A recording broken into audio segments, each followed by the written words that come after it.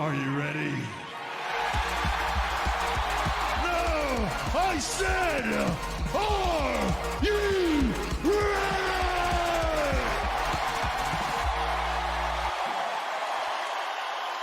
Welcome to the fast lane.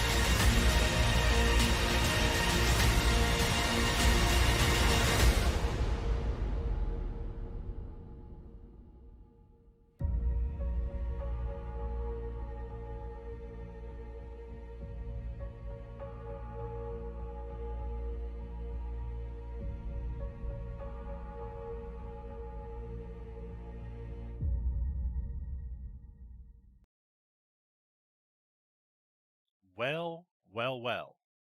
I bet you were expecting an Invasion video. And while we know Invasion is gonna be a badass event, I wanted to forego the hype video for it. Instead, what I really want to do is just take a second and to recognize a very special event that just happened 1 week ago.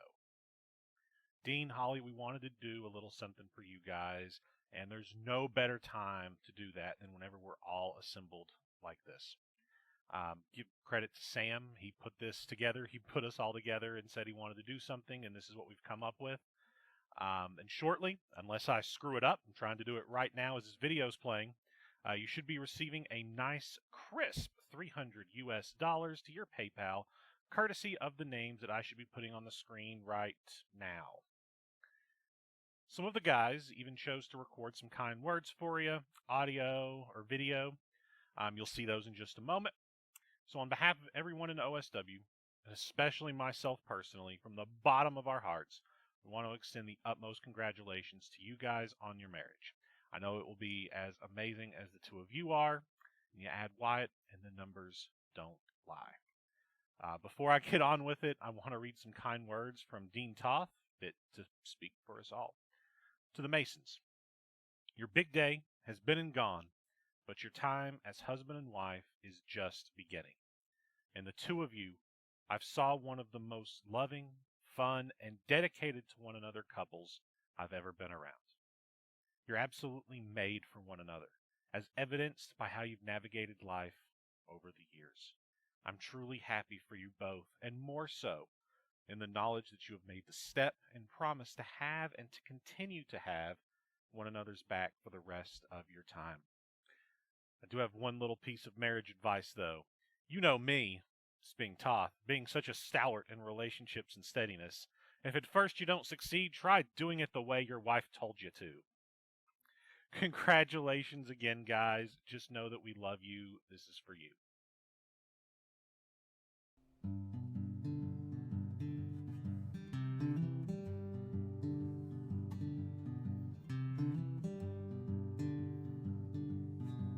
Hey Dean, congratulations on tying the knot. You fool! Seriously though, congratulations to you and Holly. Really happy for you guys. Many years of great times ahead of you, and for Wyatt as well. Yeah, fantastic. Proud of you, mate. Just thought I'd send some love all the way here from New Zealand, thinking of you guys. Well done. You shine so bright on the other side, giving light to the earth. Congratulations, Holly and Dean Mason. I'm sure that your marriage will be number one. 'Cause I am the moon. Hey Dean, it's Rob. Congratulations on the big day.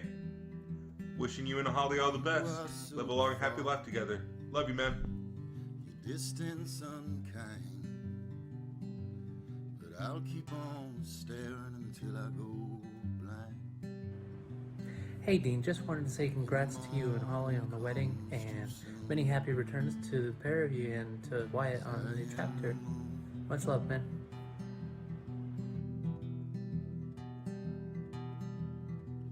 But every once in a while, we lock in the sky like love. Hey, boss. It's me, Damo. Nice to see you. Just wanted to say congrats on that wedding, and I hope you and Miss Holly Mason much happiness for many years to come. And I hope little Wyatt doesn't provide too much of a roadblock in that happiness. Just kidding, I know he's a big benefactor for you both. Alright. Be seeing you. Back in the Fed.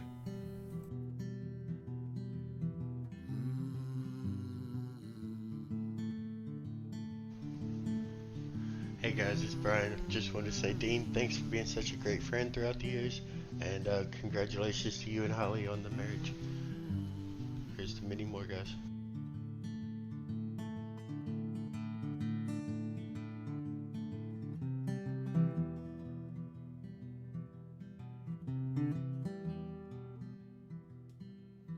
You are the sun, and I am the moon. chase you around like a bitter fool.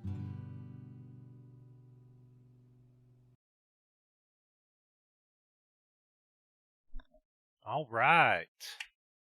Once again, congrats, guys. Dean, that money is sent. You should have it. It says funds availability is tomorrow, though, but it has been done. Yes, thanks to Matt for locating the post with your wedding song.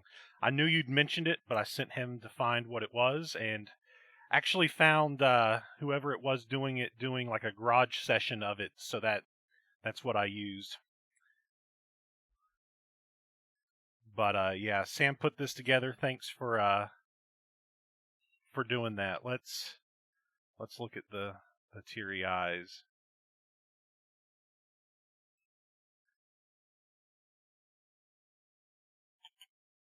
We love you, buddy. I think I saw Holly was on here too, and we love you too. I think I saw her name in chat earlier. Not anymore, though.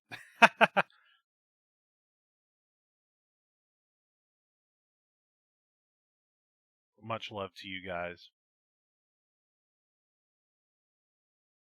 And to everybody who contributed, made that happen. It's great stuff. All right. Mushy stuff's over, guys. It's time for Invasion. Beautiful graphic here on the screen. I love the blue and pink on this. No, I did not grow. This is just a small bottle of Powerade. And that was all they had at the store.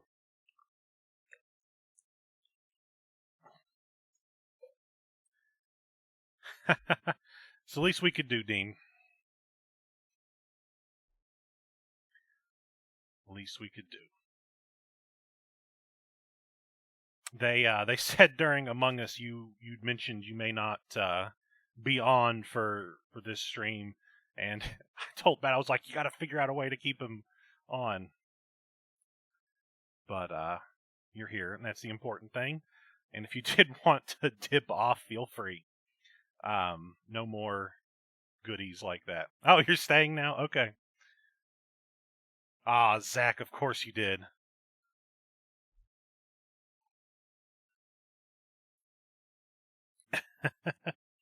All right, let's do Invasion. Hell of a card. Of course, we have the Invasion match. We've got a killer triple threat world title match, among other things. So let's get in that OSW mindset, that reading wrestling fan fiction mindset, as my 12-year-old says. After she convinced somebody at her after-school program that has a Twitch account to locate my account. Isn't that grand? All right, cool deal. Let's start off. We've got our Invasion participants, Puppet Master 3. Obviously, this is the follow-up to Puppet Master 1 and 2, which happened on the last Terror Vision. We've got our Invasion participants here. We've got Kale Gable, Cody, Sigil, Seesaw, Viper Roberts, and Kane Nightlord. Stay at the beginning. I can't tell you why, but you want to. That's great. She oh, you tried to call in? Oh, you did. Well, hell yeah. Let me see. Let me call you back here. We'll see if I can make your audio play on this thing. I bet I'm not even set up in... Oh, I'm connected. I can't hear you at all. I bet I don't have my audio set up right. Hang on.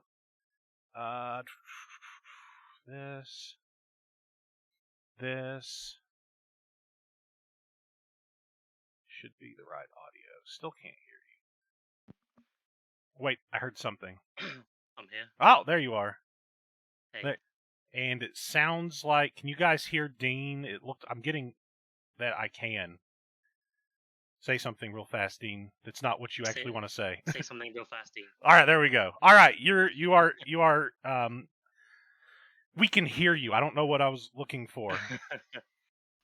Sorry to interrupt. I know you were just about to kick things off. Oh, but you're good. I had to speak to you all and say thank you so much for the gifts for the video. That was honestly one of the most heartwarming and lovely things that I've had in this whole wedding experience, and I'm sure Holly's gonna feel the same way when she watches it tomorrow. All the video messages and everything as well, and the music being our wedding song is what she walked down the aisle to.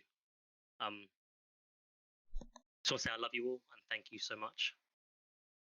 Yeah, man, we love you. Glad we could do something like that for you. As soon as Sam started, asking if people wanted to do something, I knew exactly what I wanted to do. It was just a matter of if everybody else wanted to do it, and that's how it came out. I love it, and I know that Holly's gonna love it too. I was really tired before coming here today. I was knackered. I was gonna get the show up, and then I was gonna send you a message to say I'm gonna go to bed. And now I've seen that. It looks like I'm in it for the long haul because I think I go to bed after seeing that. Holy fuck. Yeah, so I'm gonna go. I'm gonna let you do the show. All right, man. I just want to say I love you guys. Thank you so much for that. Holly's gonna love it when she sees it in the morning. I couldn't ask for better friends and people in my life, so thank you so much. You are most welcome, man. You're the reason for the season, man. We love you. You're probably not even watching right now, and I'm putting my hands out to you. I'm watching, buddy. I'm watching. Don't you worry. Okay, I'll let you get on with it. All right, I'll man. see you guys in the chat. All right, cool deal. Bye. Bye. Look at that. Drop-in collar. All right. I don't think Toth's here tonight, but one of the lines of the stuff he cut, or that I cut from what he sent me was that he always thought that Dean would wife him up, which I thought was funny, but couldn't figure out how to work in to the more serious tone I was going for. So, anyway, OSW, old school wrestling, what we're here for. Puppet Master 3. I name those people off. If you're here and you don't know who they are, then you'll figure it out. So let's just jump right into it. What's happening in Puppet Master 3? Oh yeah, I forgot about these featuring things. I don't need to just remember everybody off the top of my head. So, as always, our show starts off with the click, the static, and our play symbol in the bottom right-hand corner, which somehow I actually did right, putting it in the bottom right-hand corner of what you guys see. It's my left. Excuse me. I will warn you, if I have to get up and run off during this, I may. I've got the shits real bad. Not sure why. But anyway, back to the show. This is a continuation from the fight that we saw at the end of the last Terror Vision. It's continuing inside the warehouse. Legacy showed up to save Sigil. Mark out moment for all of us that are into Legacy, which I hope is everybody. So a portal opens, allowing Legacy to make their escape. And that leaves us with 5 angry men staring each other down until Seesaw speaks up, and he says, well, now what? He's glaring at Night Lord with something between a mix of a smirk and a snarl. You're the detective around here, Bat Boy. Got any more clues to follow? Love it. Kane is slightly taken aback, glaring at Mr. Make-Believe before Viper speaks up. All roads lead to invasion, gentlemen. We managed to get this far without giving Sigil an edge, but it's every man for himself when the briefcase hangs above us. This gives us some uneasy silence, till Cale Gable speaks up. He's confident. You're absolutely right, Viper. I'm not blowing my chance at this opportunity, and I don't expect any of you to either. We just need to make sure Sigil can't take it. He doesn't get away with his plotting and scheming. He doesn't walk out of this situation unscathed. The others, they nod in agreement, certain only in this much with big stakes in play. But elsewhere, outside the slaughterhouse, Sigil arrives. Chuckling, those fools may have gotten the pounce on me, but with that pirate out of the way, they cannot stop what's set in motion. Their focus will be divided between gunning me down and seizing their moment, and that will play well into the plan. He arrives at the main entrance, pausing just for a moment to take everything in. This is going to be fun. And he chuckles once again before making his way into the slaughterhouse.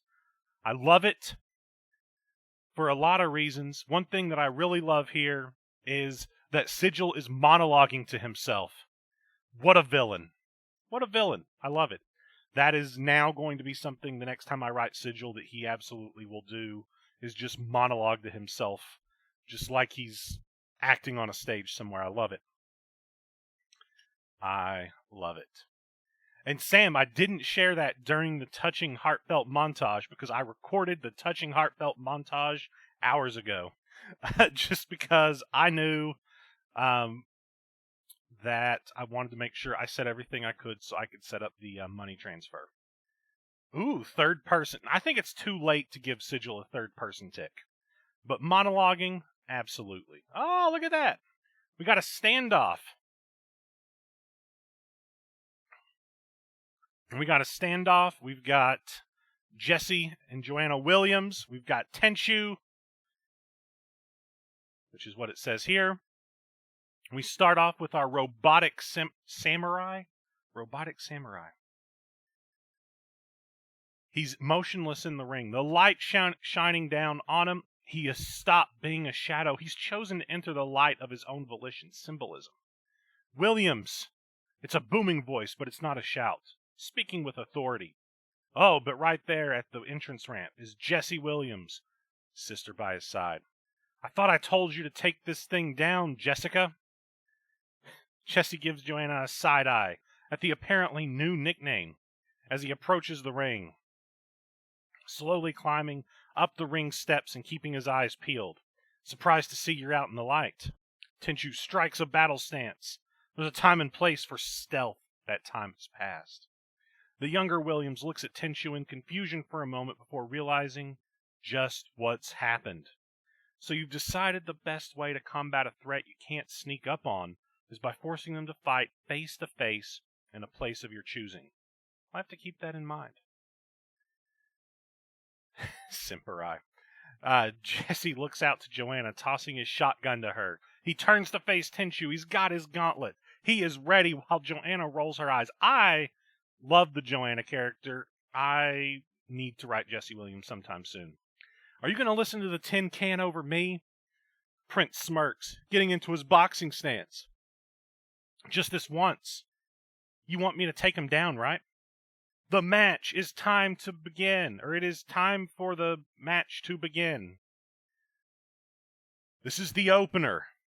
Submission match. Jesse and Tenchu going at it. Who's going to tap? It's weeks of issues coming to a head. But here's the real question.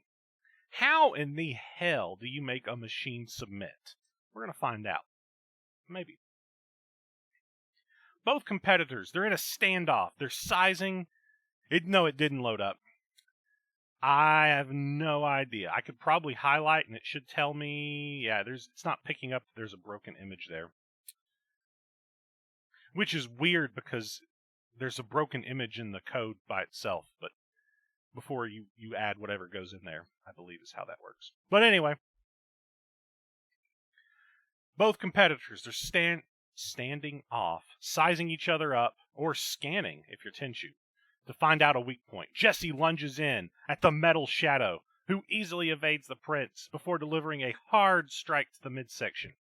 Tenchu quickly follows up with a kick that sends Jesse reeling towards the turnbuckle before charging in with full speed, earns him a clank. Jesse dodges at the last second, using Tenchu's own momentum against him. The machine collides into the corner post, steel on steel, and the resulting noise forces Jesse to cringe as Tenchu turns around, but a clothesline greets him from the prince. Tenchu goes stumbling to the outside, and Jesse follows close behind as he keeps on the attack. He focuses his energy on keeping the machine down, but try as he might, he finds himself unable to keep Tenchu at bay for long, when the metal shadow dodges a punch before slamming the prince down hard onto the floor. Kurokushi is now fully in control here, unleashing some hard strikes on Jesse, lifting him back up to his feet, back into the steel steps with a stud. With a stud. No, with a thud, though I'm sure Jesse is a stud. Jesse's down but not out as he gets to his feet, looking to square up with Tenchu, but he's gone. The robot has pulled off a masterful disappearing act, much to Jesse's chagrin as he looks around, only to be blindsided with a high jump kick by Tenchu. Jesse falls back down to the floor as Tenchu grabs his arm, wrenching it as he targets the boomstick. He's trying to tear it off. Jesse yells in pain as Tenchu starts pulling, but the prince is eventually able to slip out of Tenchu's grip. Jesse's back to his feet as Tenchu turns around the boomstick. But he doesn't go down easy. Jesse goes for another, but Tenchu dodges. The hidden blade, the knee to the head, it wrecked him. Jesse doesn't even get a chance to fall back down. Tenchu grabs him, throws him back into the ring. He's ready to end this. Tenchu slides in behind the prince, right back on the arm as he tries to force Jesse to either submit or risk losing the boomstick. The machine wrenches that arm. Jesse winces in pain. He's trying his best to build to a vertical base and free his arm from the hold, which he finally does. One more boomstick for the road. Tenchu is down. Jesse with a body scissors dragon clutch. The Millennium Soul. And he's trying to dismantle Tenchu in the process. Tenchu is trying his best to break free of the hold, but Jesse's using the amped up power of his boomstick to work overtime. And I scrolled down too far, but I haven't read it yet. Jesse's got no choice now, or Tenchu's got no choice now as he verbally submits. Tenchu loses to Jesse. Why do I keep wanting to say the wrong name? Jesse Williams wins. Jesse with the win. Awesome. Congratulations. Great match. Don't know who wrote it. One of these days I'm going to remember to pull up the thread so I know who wrote these matches, but that day is not today. Great work. Oh, cars with the writing. Great work.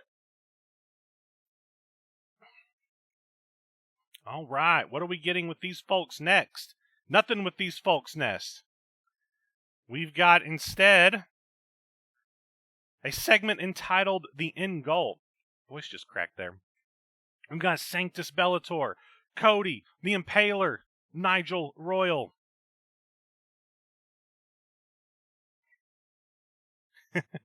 The End Goal. Previously recorded. One night before Invasion, Sanctus Bellator, he walks through the streets of New York, a watchful eye on the night. Ooh. Everything is quiet, almost too quiet for Sanctus to be comfortable with. The holy warrior checks the alleys, disturbed by a lack of any life on the street, even at this late hour. Atom Smasher! A lariat floors Sanctus from the darkness, the Impaler out of nowhere. Royal isn't far behind. The Bloodline grabs hold of Sanctus, restraining him in a painful full Nelson as the Impaler chuckles. I told you, Nigel, you keep pushing the advantage. Had we never split ourselves up, Sanctus and his companion never would have been able to strike back. Royal just rolls his eyes. Tightening the hold is Bellator, yells in pain. Whatever you say, Impaler, now do what you came here to do. Impaler, smirk, bone-chilling. He grabs Sanctus's mask. The Legion digs his fingers into the eye hole. Evil chuckle counter. Gripping the gold-lined cloth with disdain as Bellator fights futilely to escape. I cannot talk tonight, guys. I'm sorry. I told you, Bellator, you don't deserve this mask.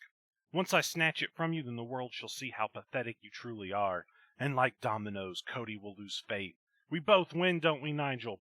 The perfect little end goal. Roll credits. Royal nods, kneeling Bellator in the back as Impaler tries to remove the mask. But your foretold destiny, shades of the Savior, Cody is here! And a leaping roundhouse lays out the Impaler. Royal lets go of Bellator. Cody helps Sanctus up. They stare Nigel down, and he runs away. Of course he does. Bellator stops Cody from pursuing. He says, let him go. We'll get him later. But for now, we have another to worry about. However, Bellator turns back to Impaler, looking on in shock to see the Legion is gone. He disappeared into thin air. Cody looks down at where Impaler was before shaking his head. Yeah, I suppose we'll get him later. You okay? Sanctus nods. Both men look on in confusion at where Impaler once was. That teleporting motherfucker. There we go. That's the next stable. We've got the bad motherfuckers. Now we need the teleporting motherfuckers. Sigil, Impaler, and I'm sure there's somebody else that teleports around here.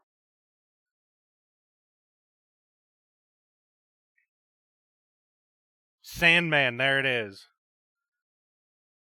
The mid-card. That's not the segment name, that's the type of match. This is a tag team match of those four guys. It's Sanctus and Cody versus Nigel Royal and the Impaler. Royal and Cody, they've got beef, but can Sanctus Bellator direct the gold standard to take revenge in the right way? But the Impaler lurks to try and destroy the faith of the Templar. Nigel Royal and the Impaler, they're already in the ring. Cody charges out from the back and slides in. Bellator lags behind because the gold standard can't get in the ring quick enough. He slides in, taking it to both opponents. Lefts and rights all over the house, and he hits big in Japan to the Impaler. The 540 roundhouse kick to Royal. He just got his foretold destiny. The gold standard is super fucking charged. He's on the top rope. Carpe Omnia. I think that's right. Double foot stomp, but it's denied. The Atom Smasher. The Impaler flattens Cody in midair. Royal sends the Impaler to the corner anyway, despite the Dread Pirate doing the work so far. The Bloodline wants the prize all to himself, just like Royal. Stiff kick to the ribs. Cody flops onto his back, Royal circling around him, soaking in the heat of the crowd. He drops a precise elbow into the chest of the gold standard. A nonchalant cover. 1, 2, 3. No! Royal pulls Cody up by the hair to break the count. The Bloodline drags Cody back to his feet. A slicing chop to the chest. Then he shoulder rushes the gold standard into a corner and tags in the Impaler.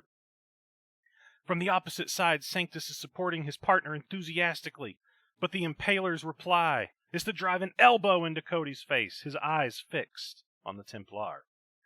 Legion tosses a taunt at Sanctus, then charges Cody, turning him inside out with a corner clothesline. Royals tag back in. There is no let up from the aristocrat, reverse headlocking Cody. He drills the standard with a snap suplex.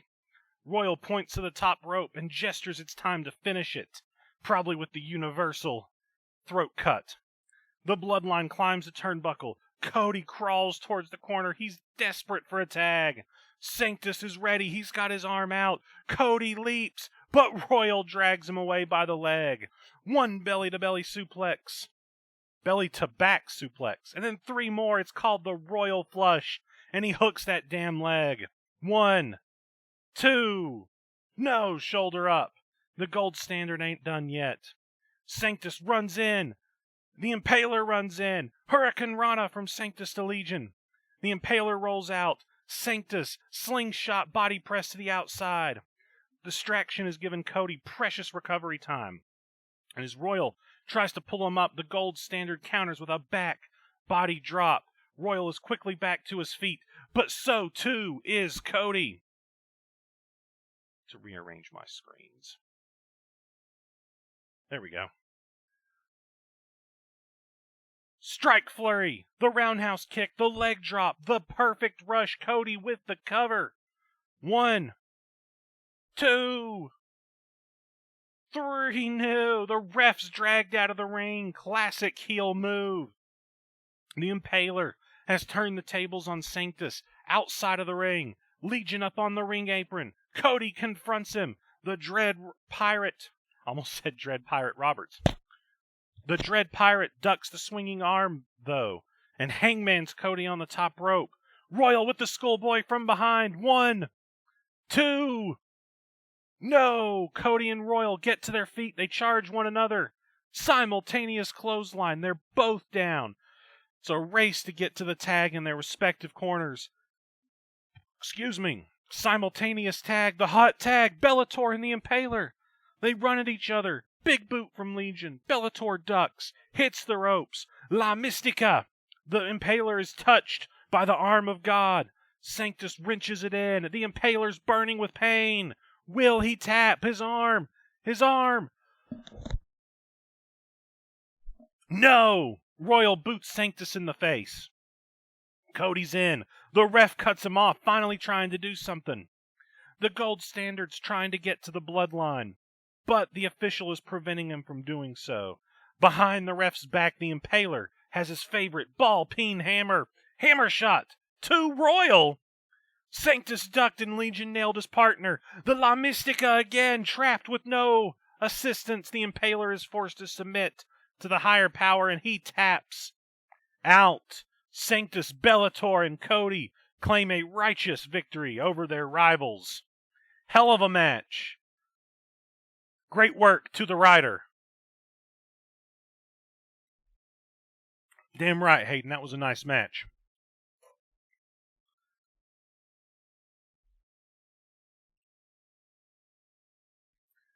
Yeah, great match there. We have more of these guys? Doesn't look like it. All right, we've got a segment entitled Untethered. Goodness. Featuring Mordecai and Luke Storm. I'm going to do a refresh. It looks like my browser's actually trying to do a refresh. That's weird. Let me just see.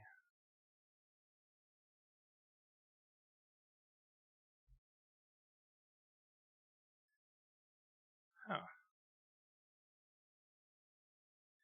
It's not loading the images for some reason. Let me try this.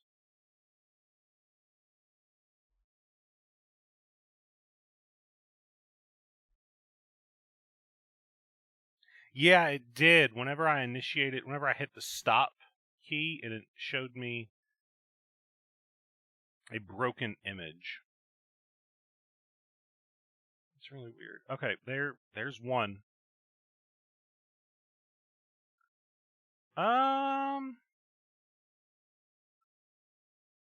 No, they're on the new host.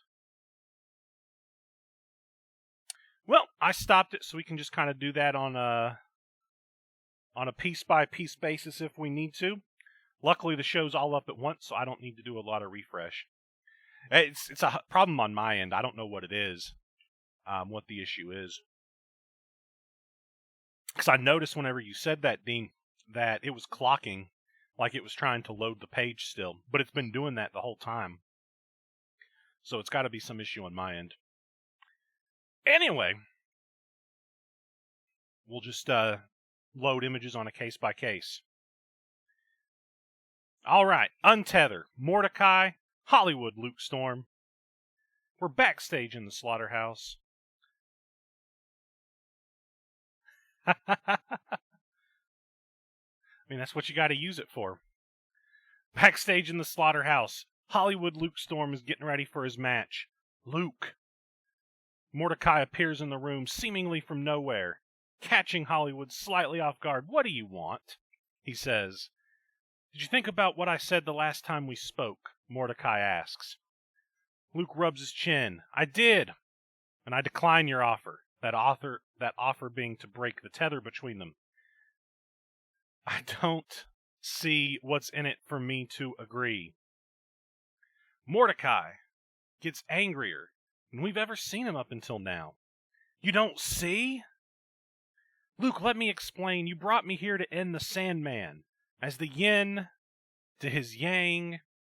To do so, you tethered the very soul of your being to me. This gave me the ability to set foot in this world, an ability that was driven by you and the good intent you had.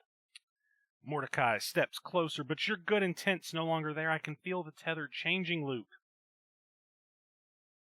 And what has that got to do with me?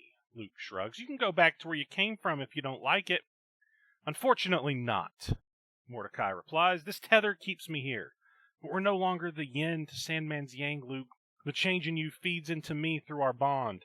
Your darkness is passing on to me too. Soon we will be just another yang. The Sandman could end up with a partner rather than a foil. Ooh.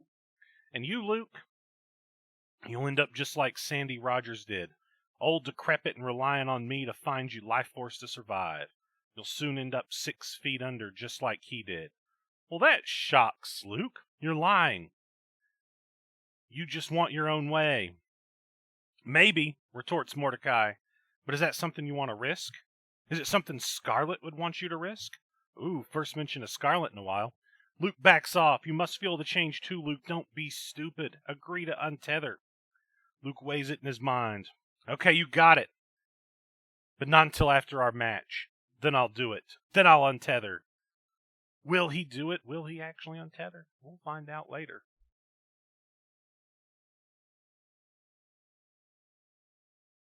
But first, we got a hoss fight. Dark Lord, Banzan. Last man standing.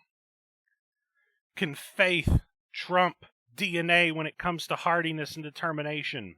The bell rings, the behemoths, they charge into each other. They're not fucking around, it's just 2 big bastards slapping meat. Thick boys. Right hand by Dark Lord. What's that? Some kind of insect. Right hand by Dark Lord, right hand by Banzan. They're throwing bombs. The darkness's influence, the threat of Dark Lord, and the stipulation have all contributed to a much more aggressive Banzan. He's a lower center of gravity, but the God King's superior physiology gives him the edge. Overpowering the monk, Dark Lord shoves him into the corner. He charges in, but Banzan evades the kneel, the Sparta kick. Dark Lord turns around. 1, 2, 3, 4. The Tiger Claw is denied. Dark Lord blocks the finality of the 5-point palm strike. Kneel, the Sparta kick. It hits this time. Banzan's into the ropes. They bounce him back. The Goozle. Dark Lord's got him by the throat. Warlords. No. Banzan's got him by his mask. He blocks the chokeslam. They both fly over the top rope. That's a hell of a deep impact. They land in an almighty pile. The ref's counting. 1, 2, 3, 4. But Dark Lord forces himself back up, as does Banzan. Running hip attack into the steel stairs. The indestructible mountain pancakes Dark Lord's skull against the steps. The ref counts again. Gets up to 6 before the Karthik Incarnum pulls himself up on the barricade. Banzan grabs him, but Dark Lord shatters a wooden chair over his skull. I love wooden chairs. Splinters splitter the ringside, likely embedded in Banzan's scalp. He hits the deck. 7 count this time. Digging deep. The spiritualist rises. Dark Lord grabs hold of Banzan's top knot. Hell yeah, he does. He throws him over the barrier, tearing out a fistful of hair. Oh, they're going to destroy the whole slaughterhouse. He hops the railing himself, causing the crowd to scatter in fear. He yanks Banzan to his feet.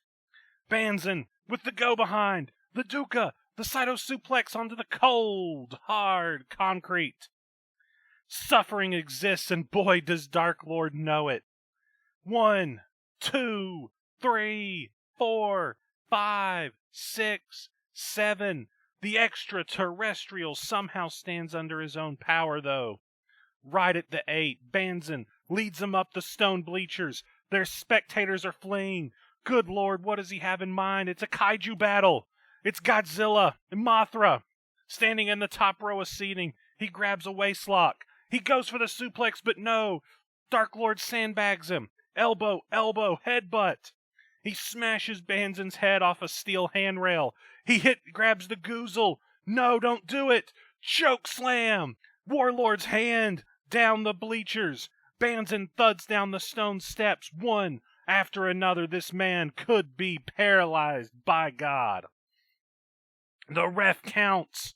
1, 2, 3, 4, 5, 6, 7, 8, 9, 10? No!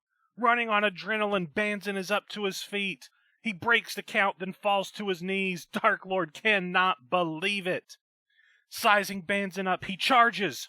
Dark Lord down the steps like thunder. He's gonna go for a planet-sized Sparta kick. But no! Back body drop! Banzan sends him crashing over the barrier. The monk goes over. He knows it won't be enough. He tears the ring skirt back.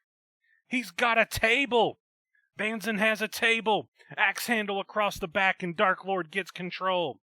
He snatches the table. He sets it up. He puts the 343-pound Banzan up on it with ease. The black hole powerbomb, but not today.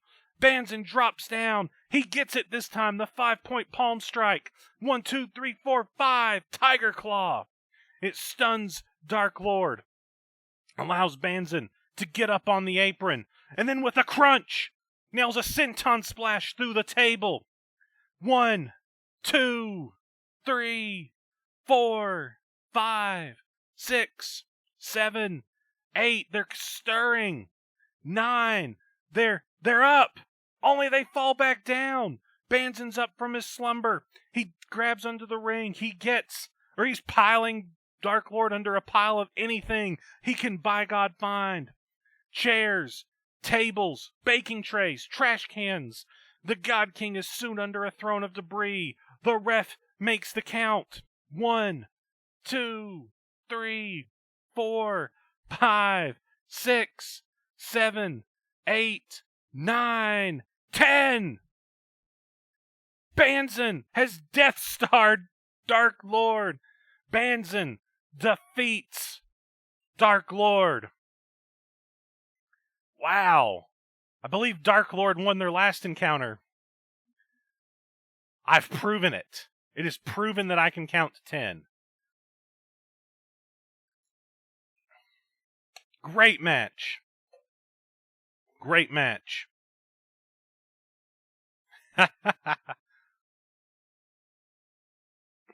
Oh, man. Well, I guess I'm going to have to do this on all of these. Okay. Next up, we've got a segment with the world champion competitors. We've got Albert Shaw, the Governor, we've got Voynich, and we've got the Sandman, in a segment entitled For the Prize. The show just keeps on cooking. We're somewhere else. The discarded carcasses of many a beast lie out the back of the slaughterhouse. A foul stench befitting an equally as foul backdrop. But it's here that we find a scuffle breaking out. The sounds of a struggle, and Albert Shaw comes reeling into view. Toppling over backwards, as if he had just been knocked to the ground. We've got some trash talk in the chat. He lands with his back resting up against a slab of old meat, holding his hands up. Wait! Just wait! You have to understand it was nothing personal. His assailant walks into view. It's Voynich. A revolver raised and pointed right at the forehead of Shaw. Man, Voynich is going all Death Wish on these guys. I'm sure it wasn't. You did what you had to do for the gold. I'll do the same. He draws close. He's not letting Shaw out of his sights. A funny thing it is to come so close to death. It really gives you a little perspective. You tried to snuff the life out of me, you prick. I'm just returning the favor. I'll be pleased with him again, but not out of fear. There's no wide-eyed look of somebody facing their maker in him, but a look of confidence instead.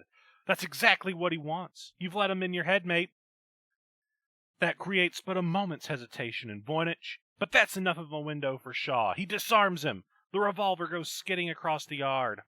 Shaw pushes himself up to his feet, dusting himself off, and picking up the OSW Championship belt that had fallen. It's a really loud cat meow. That had fallen to the ground in among the carcasses. This is the prize, but you won't win it that way, mate. You want this? Come and get it in the bloody ring. He clocks Voynich about the head with the title.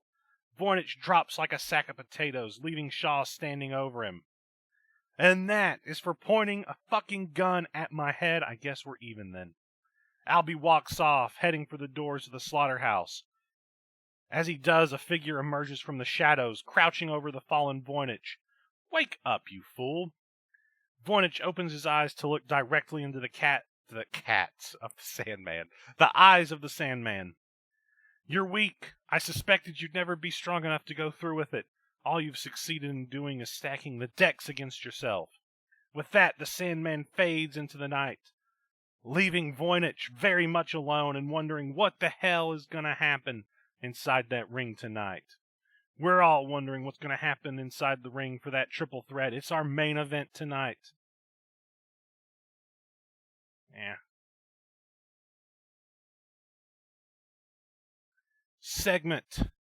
Next up, with the Tag Team Championship competitors, Faces of Reason on the left, Two-Face and Simon. BMF on the right, the bad motherfuckers, Zero and Pyre. This is entitled Fear of Flame. Backstage, we've got Simon and Two-Face. They're discussing strategy when suddenly they're interrupted.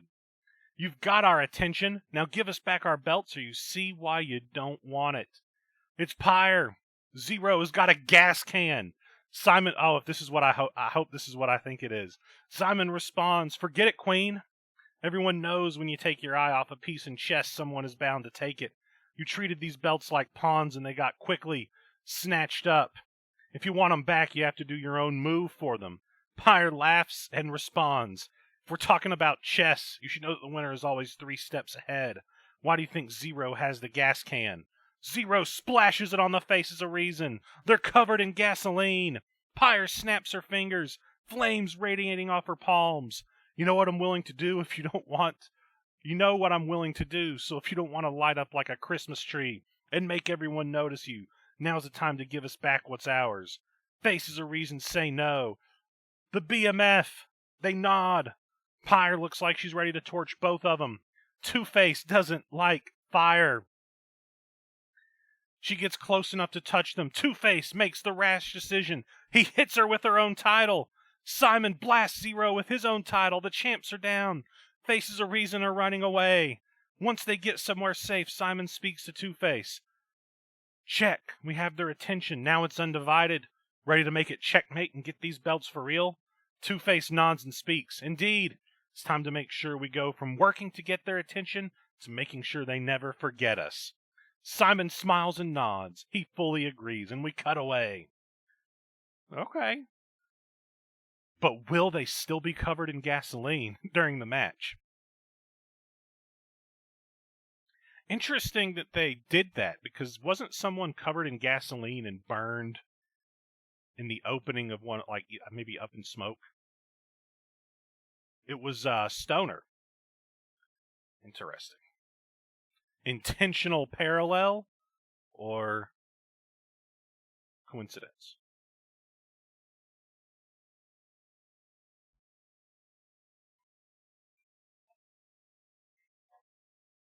Oh, look at that. Look at that handsome motherfucker. We got the double feature championship. A submission match. Our second one on the night. Mordecai, Hollywood Luke Storm. In Hollywood, all of Luke Storm's dreams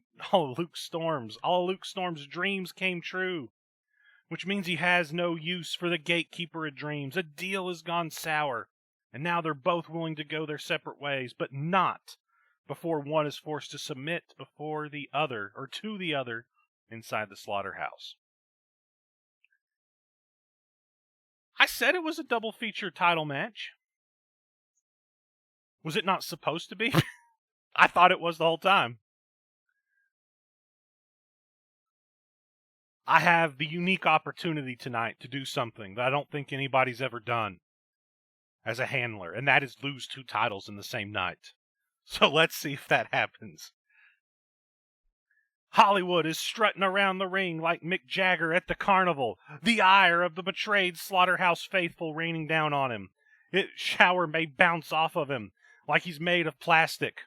But the force of Mordecai doesn't as he mows down the double feature champion with a running clothesline. Storms back to his feet quickly, but the gatekeeper forms a shadow over the movie star wannabe, and a stiff headbutt sends Storm back into a corner. Slicing chops to the chest from Mordecai, near half a dozen, and Storm is buckled over, sucking in air desperately. But no let-up from the Dreamer Master, lifting Storm against the turnbuckle and dropping an open-hand strike to the chest. Impacts like a shell in a pasture field. But Hollywood bails out. He escapes outside the ring in search of a breather. But there's no let-up from Mordecai. He's in pursuit. The gatekeeper grabs him from behind. Eye poke from Storm. Gives him an opening. With a lightning strike. He drops him outside the ring. The BMF heads around to the timekeeper. Pulls the chair out from underneath him.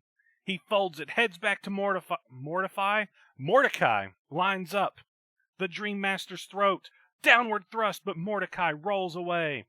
As Mordecai gets to his feet, Storm swings the chair. Big boot! Mordecai puts foot to steel to Luke Storm's cranium. As Storm gets groggily back to a vertical base, blood is streaking down his face. Reality check, the running Cesaro uppercut.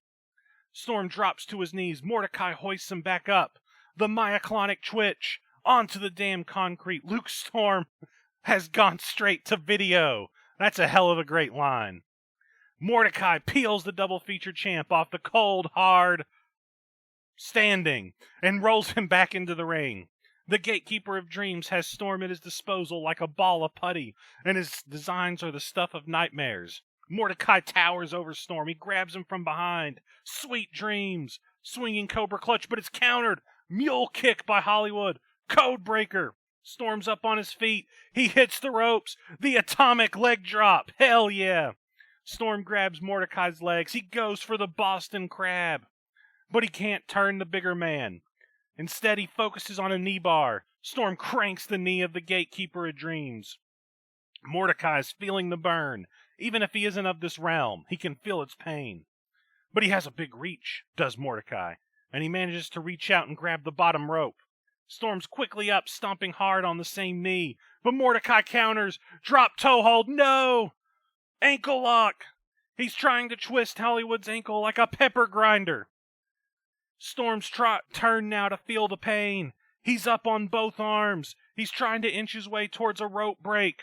But Mordecai grapevines it. Storm has nowhere to go. He has to tap. But no! The sound of the well-known hook of Bad to the Bone blasts through the slaughterhouse. Mordecai releases Storm and gets to his feet. He's anticipating the intervention of Hollywood's running dogs.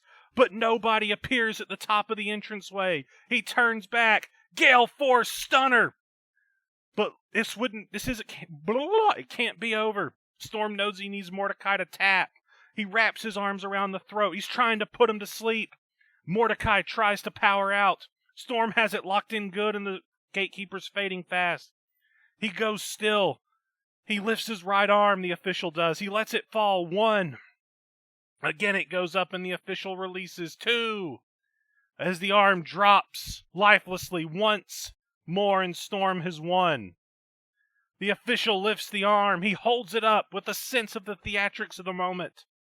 Storm barks at him. The official releases the arm of Mordecai and it falls. 3. No, wait a damn second.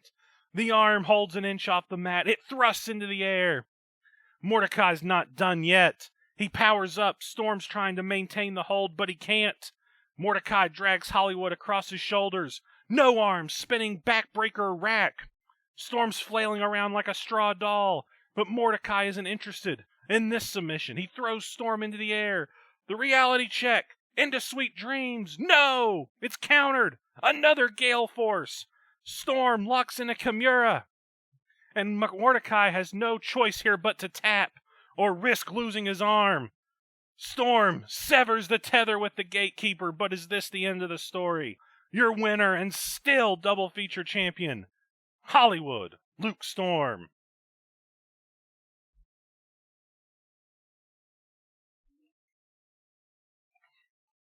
I'll take it.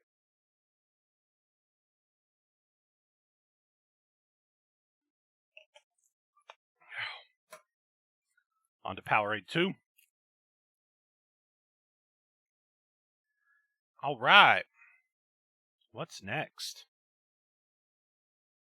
Hey, it's Luke Storm again, in a segment entitled Brightburn. You can smell it. See, are we going to smell what Luke Storm's cooking? It tickles your nostrils in a disturbing kind of way. It isn't pleasant, yet there's something familiar about it. The halls of the slaughterhouse suddenly become rife with that stench, that unmistakable odor. Everyone back there has smelt it before, which is why it's so familiar.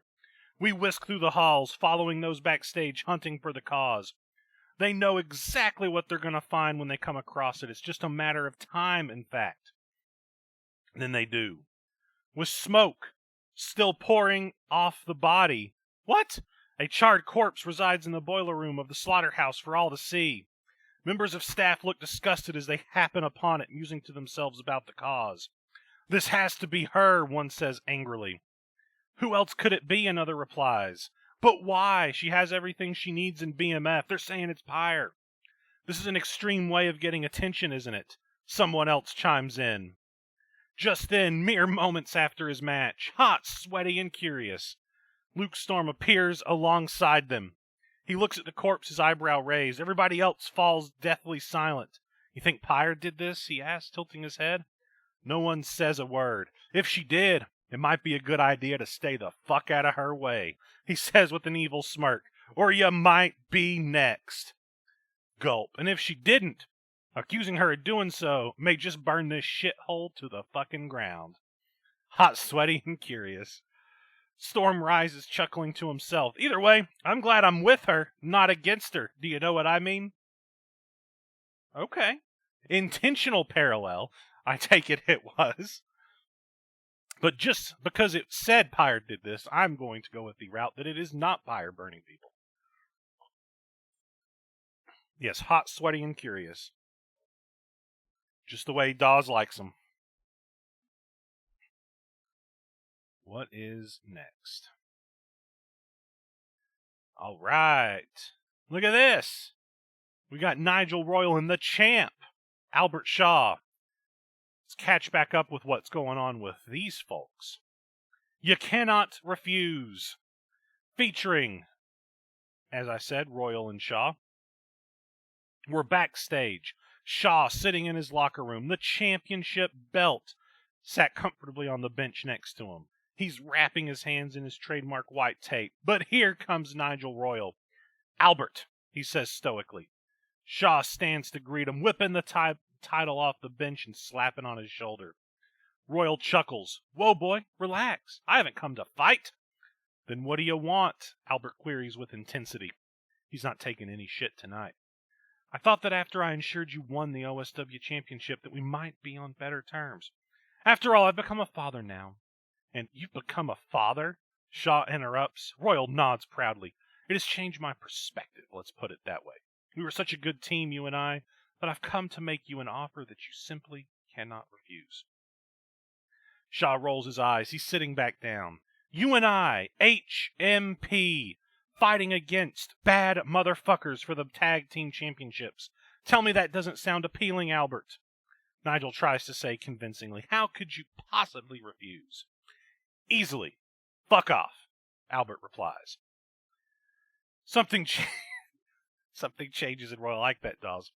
His entire body language shifts from friendly and approachable to vile and angry. There's an aura, a sense of rage. His tone shifts with it. I told you this was an offer you cannot refuse. He says sternly, angrily, through gritted teeth, and you won't. I'm going to give you 1 month until Warp to change your mind. You're either going to work with me or for me, Shaw. The champ stands up again, realizing the shift in tone, and he gets in Royal's face.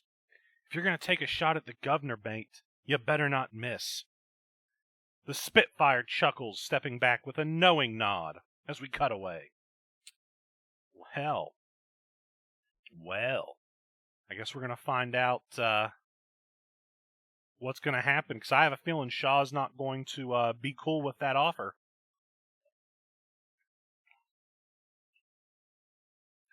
All right. Here we go. Another title match for the Tag Team Championships. Faces a reason. Bad motherfuckers. Let's go. 2 months ago, Bad Motherfuckers took the tag titles in an amazing ladder match. Now, Faces of Reason have got one more shot at the gold. Can they deliver a harsh blow, or will they once again fall at the feet of the baddest motherfuckers around? The bell sounds. Simon and Zero start the match off. Simon rushes in with a low drop kick. Zero's face slams into the mat as Simon rolls down, trying to go after the leg and lock in the checkmate, but he gets kicked off before the first rotation. Zero gets to his feet. He's pummeled with rights and lefts by Simon. Just as he's up to one knee, Simon lifts him up to his feet, whipping him into the ropes. Knee to the back by Two-Face. Zero staggers out, holding his back in pain, right into a kick to the gut. Simon Plex, bridged with the pinfall. 1, 2, Zero gets the shoulder up. Gonna have to work harder than that. Simon pulls Zero up again, throwing him into the corner with a hard heel toss before tagging in Two-Face. Both men whip Zero into the ropes, grabbing him on the rebound and slamming him onto the mat with a double hip toss. Zero staggers back up to his feet as Two-Face delivers multiple forearms to the face before wrapping his leg around the back of Zero's neck. Flip the no! Zero slips out. Bionic clothesline to the back of the head, and Two-Face crumples to the mat. Zero tags in Pyre, rushes in like a house on fire. I see what you did there. Peppering Two-Face with hard kicks before springboarding off the ropes. Roundhouse to the back of the head. Two-Face is dazed but not down. But that all changes. Pyre's got him in a headlock. Spike DDT. That may be it here, as the Killer Queen drops down for the cover. A 1, a 2, and a kick out. Two-Face with the shoulder up. Another hard kick to the side of the head. Pyre tags Zero back in. The Bad Motherfuckers drill Two-Face with double knees to the jaw before Zero slaps him down to the mat with a hard neck breaker. Pyre is on the apron. She only grabs the tag rope long enough for Zero to tag back out as he runs to the other side of the ropes. Right as Two-Face staggers, right into Pyre, fireball to the face. Two-Face is in pain, staggering around right onto the onrushing Zero. The firearm. Two-Face is out. He's spun around. Snapdragon. Pyre keeps the suplex bridge back for the cover. 1, 2. Could this be it? No, Two-Face just kicks out. He's trying to drag himself to Simon, who's begging for the tag. Pyre lets him only get a few inches before dragging him back to her corner. She tags back out to Zero. They pepper Two-Face with heavy rights and lefts before lifting him up high. Double snap brainbuster. The Bad Motherfuckers are really working over the skull of Two-Face here, as Zero lifts Two-Face almost effortlessly up off the mat with a hand around his throat. The bionic chokeslam into the backstabber. Bad to the motherfucking bone. Two-Face landed neck first on Pyre's knees there, as this well could be it. Zero hooks both legs on the cover. 1, 2. Could this be it? 3? No! Foot on the rope. 2.9999. Two-Face couldn't kick out, but he could get his foot up. It saved the match. He's in bad shape. He needs to tag out. But will the Bad Motherfuckers let him? Zero tries to pull Two-Face up to his feet. Cock punch! Right in the ones and zeros. Two-Face rushes forward, tagging in Simon, who's like a house on fire. But Pyre's got the ref distracted. He turns around and yells at Simon to get back on the apron, having not seen him at all. Southern-style tag match, baby. Simon's arguing with the ref as the BMF, the Bad Motherfuckers, they begin kicking the shit out of the prone Two-Face before pulling him back up to his feet. The bionic clothesline leg sweep, combo, fire, and ice. Pyre tags back in and drops down for the cover. 1, 2. Could this be it? I mandate everyone put this could this be it after every 2 count now. 3. No, Simon breaks it up. The referee orders a reluctant Simon back into his corner as Zero rolls into the ring. Steel chair in hand as Pyre pulls Two-Face up for the shot. But Two-Face slips out. Zero nails Pyre. No! Two-Face crawls to the corner. Zero grabs him by one leg. He's holding him back, but the enziguri drops Zero to the mat. Two-Face leaps forward. The hot tag to Simon. The Taskmaster is in. Catalan opening to Zero. The massive running knee to the face drills Zero. Pyre's back in the ring. She tries to throw a fireball, but Simon ducks. Cunt punch. Simon goes low. He grabs her and delivers a snap Simonplex. But he can't cover as Zero's back up. Both bad motherfuckers pound down upon the prone Simon. Two-Face rushes in. He breaks up the 2-on-1. He delivers hard strikes to Pyre, backing her onto the ropes. A hard drop kick sends her out to the floor below. Ignore that line. Two-Face turns around. Kick to the face. Punk City Killer. He spins Simon around, but the Taskmaster catches the leg. Checkmate. Simon has the figure 4 locked in tight as Zero furiously taps out on the mat.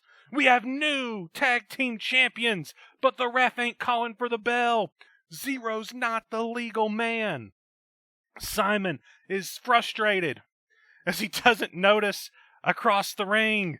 Pyre climbs up to the top rope. The Killer Queen springboards across the ring as Simon turns around.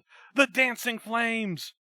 Simon collapses to the mat from that huge stunner as Pyre hooks both legs. 1, 2. Could this be it? 3. It is 3. The bad motherfuckers retain the tag team championship. They reign supreme here tonight, retaining their tag team titles. That was a hellacious, awesome match. Great work, Zach. Great work to Zach. That was a great match. Really exciting. I really enjoyed it.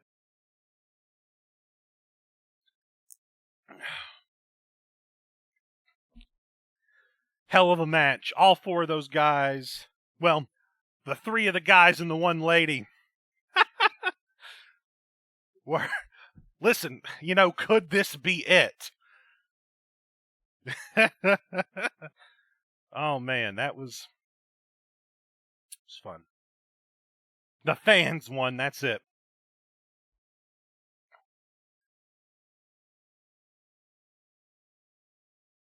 Could it be it? Yeah, great match. Let's see what old Death Note and Corvus have going on though. This has been a great feud. I've really enjoyed it. Confluence is the name of the tag, or the name of the segment.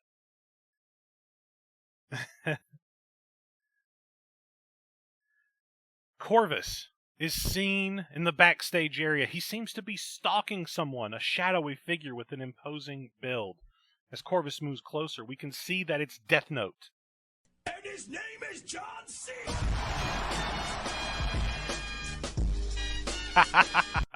Yes, that's it. The Crow quickly unsheathes his blade, grabbing Death Note from behind and slamming him into a wall. He puts the blade onto his rival's throat, but something isn't right. Corvus removes the blade and pulls the mask off to reveal it was one of the followers he had seen just a few weeks prior. Oh yes, Sam, we got sounds now. A cackle is heard in the distance as the grim facade of Death Note approaches, clapping. Losing your taste for blood? I figure after you betrayed me and stalked me from the shadows and chose to strangle me last week, you've lost that bloodlust. Became afraid of the messy side of death. Corvus glares at Death Note. The author of Death looks at his follower as Corvus glares at him. Death means nothing to you, does it? I've watched as you've led person after person to their meaningless death. No purpose, no drive, just death for death's sake. Don't you talk to me about the meaning behind death. You betrayed that when you betrayed me. We were a confluence, you and I. Two rivers of death meeting for a mutual goal, and you turned your back on me the first chance you got. Only one can be world champion, Death Note. Only one can claim that prize. You were blinded to the true mission at Up in Smoke, inside the gas chamber. Don't put your lack of focus on me. Death Note grabs Corvus by the throat, slamming him into the wall. Death is the goal. Every person marches toward it. Day after day, you all move closer to that day. And when it's all over, no championship matters in the end. Nothing matters. I thought you understood that, but I was wrong. I'll show you what matters tonight, Death Note. We'll see whose ideals of death reign supreme. With that, Corvus walks away as Death Note looks on, an evil grin forming across his face. Nice. This is a nice character development segment here.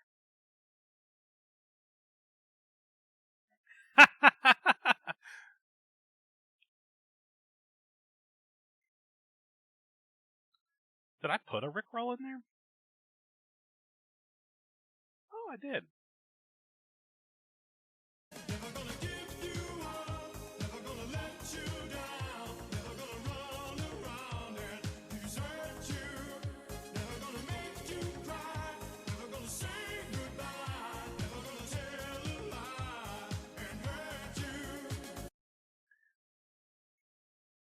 Can I give people points? Is that a thing?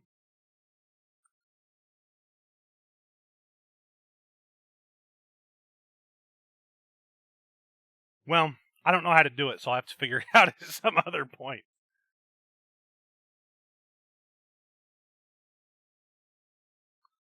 All right, cool. Let's keep on going. I think I made the Rickroll 50K so that people didn't abuse it.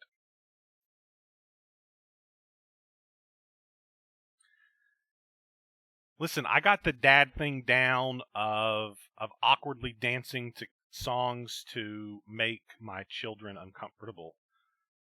So I got that going on. I have a plan to learn some little like TikTok dances to really get them just cringing at me. It's the joy of being the father of preteens. Anyway,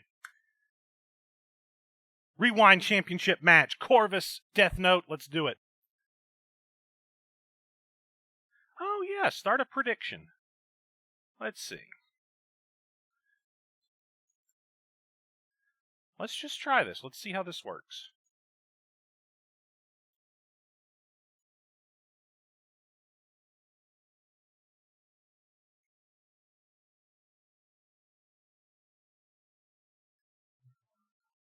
I don't know how these things work, but we're going to try it. I've got a prediction set up now. Who will win this match? Corvus or Death Note? I didn't know this was a feature.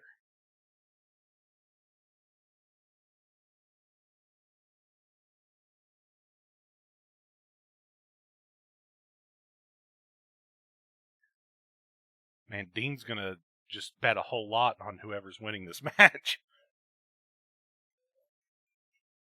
Oh, Brian is tied with Mother for most rewind defenses. Okay. Well, I guess we'll see what happens. Well, I don't know where that went. How does this work? Oh, I choose an outcome once the match is over. Okay, cool. Well, new feature in use today. So let's see. Championship match, Rewind Championship, Corvus and Death Note. The Crow and the God. Creeping death has fully imploded, and now we must see if Corvus will be able to overcome the author of death itself. The match begins. Corvus stalks around the ring. Corvus likes to stalk, doesn't he? Doing everything he can to stay out of Death Note's reach. But Death Note won't have any of it. He fakes a left and lays into Corvus with a big right hand. Headbutt across the bridge of the nose. Corvus is rocked. Death Note lays into him with a powerful combination of rights and lefts that knocks Corvus silly. That was a really horrible sound my stomach just made. He whips the Crow across the ring and catches him with a clothesline that turns him inside out. Death Note looms over Corvus with brutal thoughts on his mind. He grabs hold of Corvus by his face. He effortlessly hauls him off the ground and onto his shoulder. Gather thy soul, the GTS! But Corvus narrowly dodges it. Blackhand's blade, the RKO out of nowhere. He covers Death Note. 1, 2, could this be it? No! Death Note throws Corvus off of himself with terrifying force. The assassin is sent sprawling as Death Note sits up with anger in his eyes. Corvus is quick to his feet, but Death Note is deceptively swift as he nails a big boot that knocks Corvus right over the ropes. The The Crow is already in dire straits as a crimson mast slowly trickles down his face. Death Note walks almost leisurely to the outside as he continues his assault. Pocket sand! Corvus throws a handful of black powder right into Death Note's eyes. Corvus capitalizes as he lays into a blinded Death Note with a barrage of kicks. And he follows up with a throat thrust, palm strike, leaping elbow to the jaw, the murder of blows. But the black hand is far from done. He uses the barricade to springboard onto Death Note's shoulders, flinging him with a Hurricane Rana right into the steel steps. The author of death bowls through the steps and lands in a heap on the other side as Corvus slides back into the ring. He takes time to catch his breath. He's watching as Death Note slowly stands, wiping the dust from his eyes, charging back between the ropes. Corvus ducks a clothesline. Corvus kick. The flash kick. No! Death Note catches the kick and uses the momentum to heave Death Note onto his shoulders. The GTS! Go the fuck to sleep! It drops Corvus like a pile of bricks. Death Note with the cover. 1, 2, 3. 3? No! Corvus has a foot on the ropes. He's still alive. Death Note angrily yanks Corvus away. He covers again. Not even a 1 count. The god of the New World pounds the mat in frustration before mounting Death Note and using him instead. I think Corvus is what that should say. Massive hammer fists rain down upon Corvus's face. Each one splatters droplets of blood all over Death Note in a grisly show of pure brutality. Double hammer fist to the nose. Corvus has to be out. Death Note stands up and brings Corvus with him as he pulls him close. Turn the page as the Sister Abigail, but Corvus slips out. The hangman neck breaker. Corvus holds on. Another one. A third. On the last one, Corvus holds on for dear life as he forces Death Note's head back.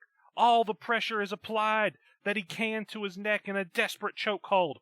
Death Note's fading. Corvus is refusing to let go, no matter how much Death Note struggles. He's going limp, slipping out of unconsciousness. The ref goes to check on him, but an eye rake. Death Note rakes him right across the eyes. He makes Corvus let him go. The author refuses to say die. Corvus rolls away in pain. He's gripping his bloodied and brutalized face. Death Note rushes Corvus in anger, right into a drop toe hold that lands Death Note neck first across the top rope. The author holds on to the rope to steady himself, coughing from behind his mask as Corvus slowly crawls away from him. Neither man wants to give in, but how much longer can either one of them last? The hidden blade slowly gets to a knee as Death Note pushes off of the ropes. He's quick to leap onto Corvus as he grabs him from behind. The smoke bomb! Corvus drops it. It fills the ring. The sounds of fists meeting flesh echo throughout the arena. The smoke clears. Death Note's in the center of the ring. He sees no one. Corvus out of the smoke. The Black Hand's blade. The RKO plants Death Note into the mat. Corvus covers. Is this it? 1, 2, 3. Corvus has it. Corvus has it. Corvus has it. Death Note does not break Mother's records of Rewind title defenses. Corvus is the new Rewind champion. Wow. Congratulations to the new champ.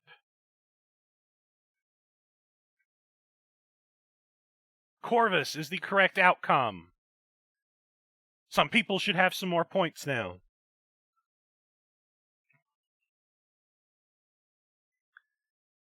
Hell of a match. Hell of a match.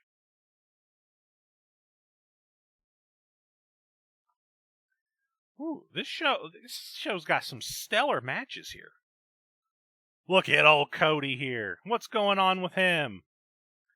Mr. Williams, in a segment entitled Naked Attraction. Oh boy.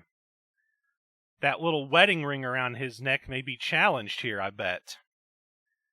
Oh no, it's featuring Sasha. It's not featuring Cody. Okay. Got wifey here. We get static, grainy shaky camera footage looking at bushes and shrubbery. Clearly from a handheld camera. It's DDP. It's how we begin in the middle of the night. This camera is soon lifted from the ground to an open bedroom window, in which Sasha Williams stands. Her day has been long and hard, and she has no idea that she's being watched. Dawson. She begins taking off her clothes, starting with her top, then her bra, then her jeans and her underwear, and before you know it, she's naked. The camera has it all. Every inch of her upper body is on display as the person behind the camera breathes heavily. This is a creepy segment. Those heavy, panting-like breaths only stop when she realizes the mistake she's made. Covering her chest, she quickly closes the blinds and abruptly ends the pervert's show. She's so pretty, a voice says softly. We can almost recognize it, but it's too faint to pinpoint. The camera suddenly points downward at the bushes again, and we get static in a cut. Thank goodness they pluralized bushes there. Yeah, Hayden, I'm sure she will. Man, somebody's going after Mrs. Williams. Oh, man. Oh, man. She's got a stalker. Ooh, look at this right here. We got some invasion. Oh, this is the match. Yes, this is the match. The name, or the match that this show is named after. It is Invasion. Gable, Williams, Sigil, Seesaw, Roberts, Nightlord. Ooh, the Invasion match itself. Of note right here.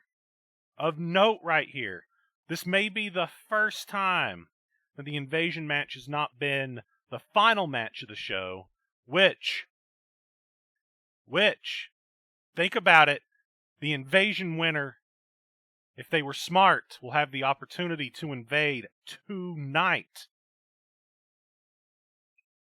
Yeah, I've turned off that Discord chat command. I don't know why it still does it. Anyway, let's do Invasion. Let's get this poppin'. Who is gonna win?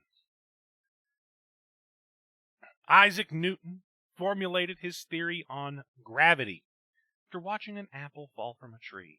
Had he been born 3 centuries later, he'd have come up with it while watching these 6 men plummet from the tops of ladders. 10 feet, 15 feet, 20 feet, ladders of all different shapes and sizes surround the ring. It's an orgy of steel. Dangling above the ring inside a briefcase is a contract guaranteeing the Invasion winner an OSW championship match anytime, anywhere within 1 whole calendar year. Now on to the Invaders. We already know that Israel Grimwolf will no longer be competing. The desolate beats of Aviators, No One Will Save You. We get a ring of fire burning onto the stage, and Kane Nightlord rises from the flames, drenched in red lightning. He walks through hellfire. Man, that was really, really accented. Hailfire! Walking through the hellfire, he approaches the ring with an eerie grace. Who will be the second invader? Remember, they come out 2, and then 1 comes in after that. They can win the match at any time. At any time. A couple years ago, 2018, the winner won before everybody had even entered the match. And man, that pissed some people off, didn't it?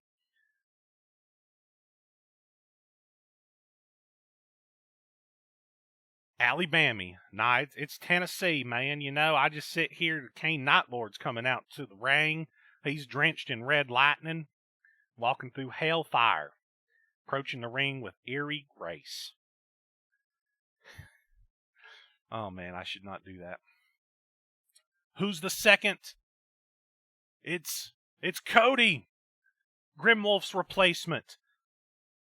9-inch nails, head like a hole, plays. Here comes the gold standard. He's decked out, walking with purpose. He's ready to go. The bell rings, and Cody's straight off the bat with a knee into the fang jaws of Nightlord. Cody is the only person in this match who's already wrestled tonight. taking part in that tag team match earlier. These two competitors, they're starting the match. See, I already said this. Another participant enters every 2 minutes. Remember, the match can be won before everyone has entered. The Beverly Hills resident tosses the undead outside. He's following suit. Why waste time? He goes straight for the hardware. Kane pounces on Cody, goring him into the ring steps. He stomps a mud hole in him, then grabs a ladder.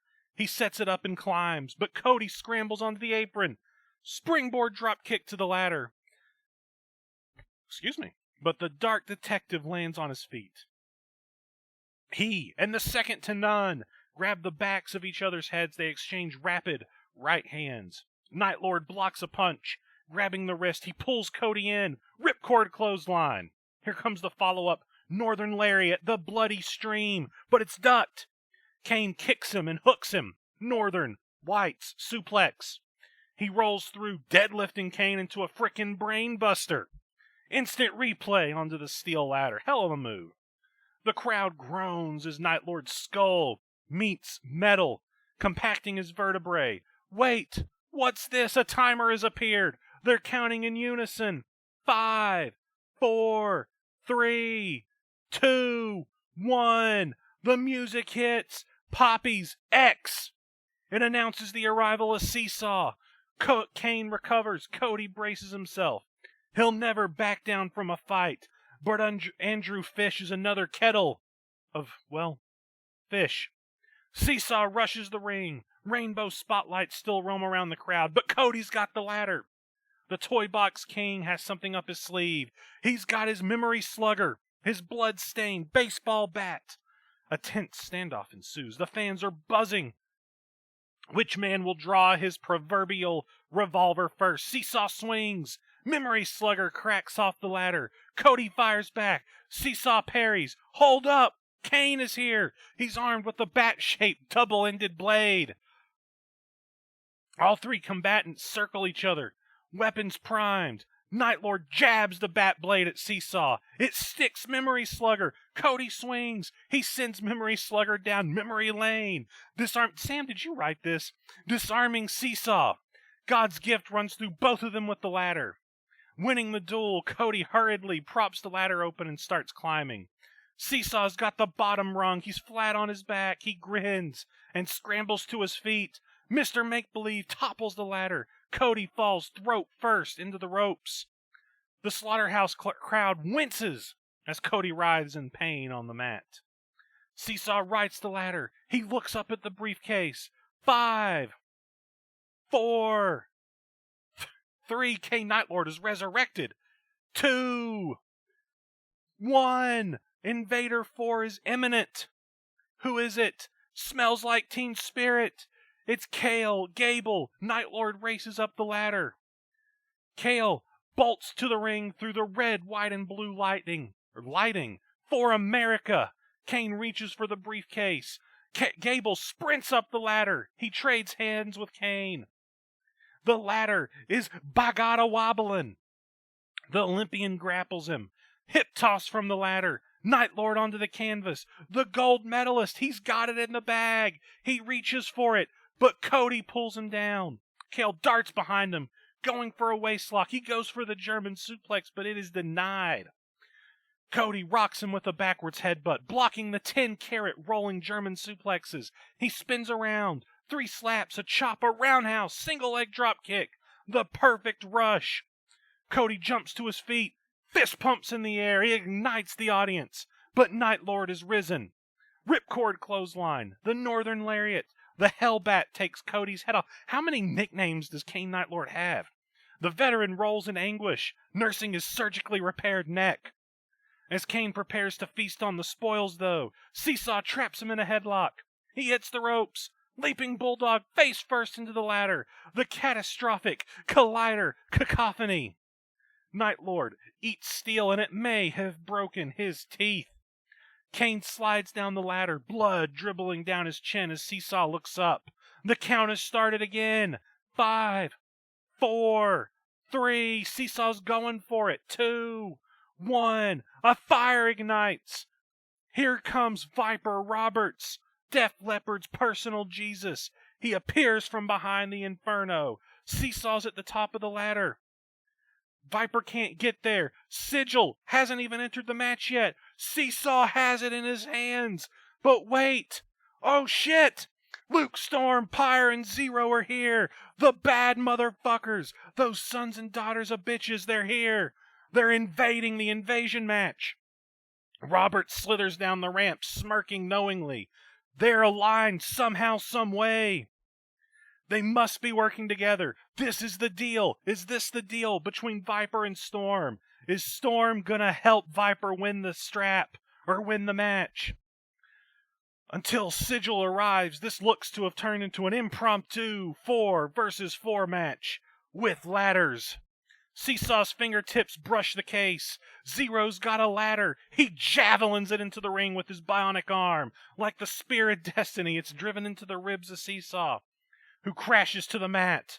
Holy shit! Holy shit, the crowd chant. Viper and his apparent allies climb into the ring. They're soaking in the nuclear reaction of the spectators. Gable, Cody, and Nightlord soldier their way onto their feet. They look at each other. They size up their uninvited guests, but like a well-oiled machine, the bad motherfuckers move in perfect synchronization, with no words spoken. CPU driver to Gable, Zero with the burning hammer, Pyre leapfrogs Cody, up the turnbuckle, the dancing flames, the eclipse. The top rope, diving corkscrew stunner, once again cranks the surgically repaired neck of Cody. Across the ring, Storm makes the crucifix with his hands. He's taunting Kane. He dashes forward. The lightning strikes, but no! Kane dodges it. He spins him around. He hooks the arms. Is he going for the Night Raid kill switch? No! Zero and Pyre are there. They feed him into the blockbuster. The downpour. The code breaker floors Kane. Bad motherfuckers have ruined this match. They stand over their foes. They throw the invaders to the floor. They're climbing through the ropes to continue the punishment. Rubbing his hands in the rings like that meme of that guy leaning around the tree. Viper strokes the ladder, looking up at the case with his greedy eyes.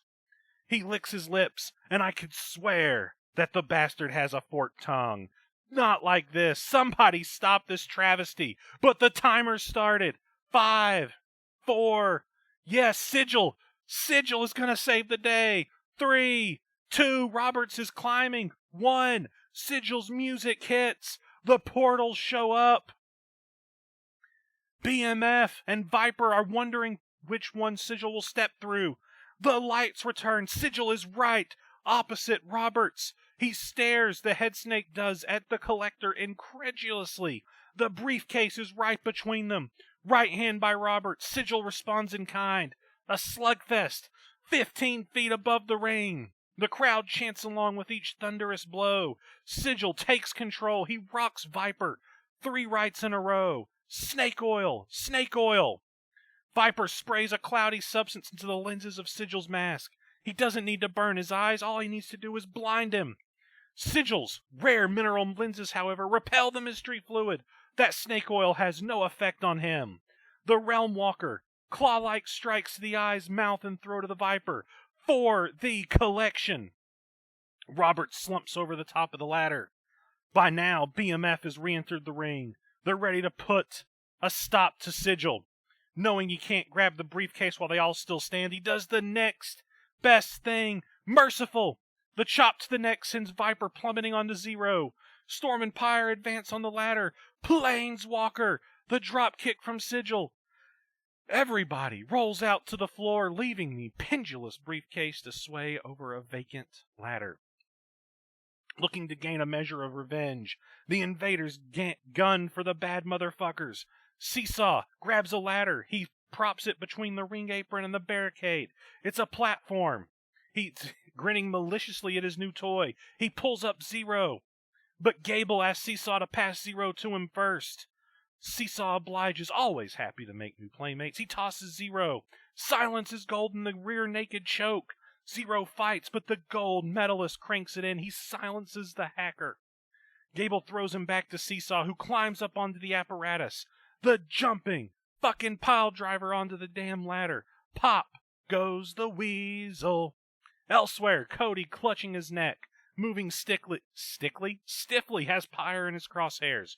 He lays one flat on the ground, planting a dumbass tree, erecting another perpendicular to it. He scoops Killer Queen up onto his shoulders. Fireman's carry roll, pancakes her onto the ladder. Like a damn spider monkey, though, Cody rolls through, double jump moonsault off the ladder, onto the other ladder. It was perfectly executed. Cody rolls off a pyre, nursing his ribs. Hey, it beats his neck. On the far side, the bloodsucker Night Lord eyes up Storm hungrily. Kane lays a ladder on its edge. He creates a triangle. He grabs hold of Luke, clambers onto the hardware, hooks his arm from behind. There it is, the Night Raid, the spinning kill switch. He spikes Storm into the gap between the top of the ladder and the locking mechanism. Back in the ring, Sigil corrects the ladder, but Kale brains him off of it. Sigil stumbles, allowing Gable to collapse the ladder? What's he got in mind? Coupled with the ladder, which Zero threw at Seesaw, there are now two of them in the ring. The Olympian with the waistlock on Sigil, German onto the ladder, German onto the other ladder, back on the first. It's German, suplex, pinball, 9 Germans, and 10 carat Sigil is folded in half. Kale gets to his feet. Your foretold destiny. Cody is there. He knocks his block off with the 450 roundhouse. Gable collapses on top of Sigil, on top of a ladder. Cody grabs the second ladder. He stacks it on top of the man ladder burger. He heads up onto the top rope. Carpe, Omnia, the diving double foot stomp. He just squeezed them like fresh orange juice. The people are on their feet. The gold standard. He salvaged the topmost ladder. He props it in the shadow of the briefcase. But the Shadow Bat has other ideas. He snaps the ladder shut. He crushes Cody's skull. Holy shit. Opening the ladder again, Cody slumps back into Night Lord's waiting arms. The Night Raid. He makes Cody even unprettier. Looking up at the briefcase with an even more insatiable bloodlust. Kane puts his foot on the bottom rung of the ladder. Snakebite! Viper Roberts is back! The wraparound neck breaker. That oily cultist has been biding his time, coiled and waiting to bite. Licking his lips, Viper chuckers? He chuckles to himself as he wraps an arm around the ladder. Did you forget about our play date? An innocent voice asks. Roberts grimaces and turns around. Seesaw, with the superfine turbine blast, the gore spinebuster, flattens Robert on the other ladder. By God, this is carnage. Hell of a match thus far. Surveying the chaos of his playground, Seesaw happily climbs the ladder. Hey, Pennywise, cries a female voice. Seesaw looks down with an evil grin. Pyre holds out her hand. Whoosh! She shot him with a fucking fireball. The fire bitch just roasted his ass. The Toy Box King clutches his face. He takes his hands off the ladder, falls to the mat. Pyre hauls Viper back up to his feet, drags his 258-pound frame up the ladder behind him. He's gonna steal it, but no, a gold rush. Kale Gable spears Roberts right out of Pyre's hands. Pyre pitches a fit atop the ladder. She cusses out Gable. Punk, city killer on Kale Gable. The Fire Witch mouths off some more, flipping off the KO'd Olympian. But Kane Night Lord has scaled the other side of her ladder. Go for the match win, dude. Don't go after her. Looking up in confusion at the crowd pop, Pyre whips her head around. Face to face with the vampire, he blocks the shot, and he sinks her fangs into her forehead. The pyromaniac howls in pain, but it's just a bite by Night Scream. Drawing blood on the Queen of Flames, Kane pie-faces her, and she splats against the mat from 15 feet in the air. Whew. Night Lord looks up at the briefcase with dilated pupils and bloody fangs. He reaches for it, but Zero handsprings up the ladder with his bionic arm. He grabs Kane's windpipe. Goozle! Absolute Zero chokeslam to the outside. Merciful Christ! Night Lord goes through the ladder bridge made by Seesaw. He's broken in half, 15 feet up in the air, through the ladder bridge. Zero mockingly waves goodbye to Night Lord, but wait a minute. Cody props a folded ladder against Zero's. He creates a ramp. He tears onto the ropes. The gold standard stairmasters that shit. Zero finds out first hand that Cody is big in Japan. The Lariato knocks his dick stiff. Zero is turned inside out. He flips onto the canvas. Cody tucks and rolls on landing, avoiding harm. He springs to his feet and looks up at the briefcase, swaying ever so slightly over their heads. The crowd rallies behind him as he fine-tunes the ladder. Lightning strikes. Luke Storm jacks Cody's jaw with the mother of all super kicks. God's gift slumps onto the ropes, which throw him back. Gale Force wins in the slaughterhouse. Storm ends him with the stunner. The A-lister clambers to his feet, smirking at the abuse now being heaped onto him by his once adoring fans. The cackling madcap Seesaw pulls him up into a rack, though, spinning around and around and around. The crowd is trying to count, but they give up. Seesaw is in hyperdrive, the biggest wheel he's ever spun. Here comes the cutter, but zap! A blue light, Sigil. He's lined up. The Planeswalker, the Storm and Seesaw. They both fly over the top rope, landing in a heap. Their bodies everywhere. Is Sigil the only man standing? The invaders, the bad motherfuckers, everybody is down. Everybody is down, except the Collector. Sigil, as he so often does, finds himself standing tall. With the long road ahead clear, he climbs that ladder. He's going to add the invasion briefcase to his collection. Nearing the summit, he extends his hand. Make yourself famous, Sigil. But Viper Roberts is there. The head snake has slithered his way back in. He climbs opposite Sigil. He's unfastened his snakeskin belt and he's carrying it. Merciful, no! Viper blocks the knockout chop. He whips Sigil with the strap. Again and again, he's tanning his hide. Roberts wraps it around his throat. He leans back, pulling the belt taut, hooking his foot on the rungs to anchor himself. Sigil is being hanged before our eyes. The Collector's feet dangle in the air as he desperately paws at his throat. He's trying to loosen Viper's belt, but another ladder has joined this picture, as does a third. Sigil finds his footing on the neighboring ladders. What's happening? Alleviating his hanging. With bad motherfuckers down and out. Every invader is there. They're scrambling up the ladders. A tangle of arms. A melee of punches. They scratch and claw for the briefcase. Who the hell is gonna take this? But wait a second. Luke Storm is back up. Pyre, Zero. They run right into the action. He pushes over one ladder. Kane, Nightlord, and Seesaw tumble over the top rope, all the way into the barricade. Pyre pushes the other. Kale Gable and Cody tumble down to the canvas. Jesus Christ. Bad motherfuckers are ruining this match. Zero pops up. He grabs Sigil at the top of the ladder. Leaping chokeslam. Or he grabs Sigil. Leaping bionic chokeslam. Zero and Sigil are done. Roberts reaches out. He grabs it.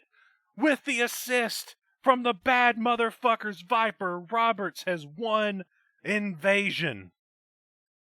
Holy shit. That was a fucking match. Hot damn.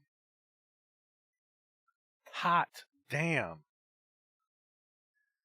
Woo, congrats, Rob, on the big win. Hell yeah.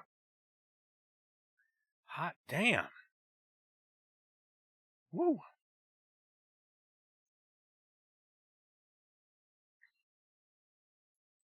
Oh, man. Oh. All right. Well, what are we going to see next? Took 8 of us to stop him from getting what's his. That one day. What is next? Whew. Well, next we've got Dark Lord and Banzan in a segment. I wrote this one so I can breathe a little. I know what's coming. In a segment entitled Final Offering. The time is unknown. The place is unknown. A setting sun leads us to a barren patch of land. It penetrates that land to take us to an underground tunnel. It's a dungeon of some kind. Banzan and Dark Lord, they're walking down that tunnel. Each of them are covered in grime, in dust, in blood, and behind them lay mounds of broken bodies, guards. The paragiants seem as if they're on a casual stroll through a park as they casually break men's bodies in half. I trust these weaklings are not who we have come to find, Dark Lord comments, just as he snaps a man's neck. Banzan releases a burst of energy, clearing the hallway ahead of them. No. The pair step over mangled and burned bodies to enter a larger space. Empty shackles line the dirt walls, the floor a mix of dirt and broken concrete. It's a dungeon. Banzan steps forward to the dungeon's sole occupant, his eyes showing conflict between hatred of his foe and hatred of himself. Hatred has run deep in Banzan's heart since the darkness came. Lying before them is Leif Helvig, dirty, chained, and heavy with drug-induced haze. This is the most dangerous man on this world? Dark Lord scoffs. Banzan's gaze narrows. Will you take your final offering now? He says after a moment. Dark Lord approaches the Viking. He picks his head up to stare into vacant eyes. Tension lingers in the air for a moment before Dark Lord viciously throws his arms out. The shackles holding Helvig drop to the ground broken. I will not kill a man in this state. The two behemoths lift the third to carry him out of the dungeon. As we cut away, Leif Helvig has been rescued. Did they fuck up? That's the question. Thanks, Dawson. You know, I'll be perfectly honest. That before I had to write creative for Dark Lord, I didn't really have an opinion about Dark Lord. I was like, he's just a guy. But I really like the guy now. Really like Dark Lord. I like writing him. I dig it.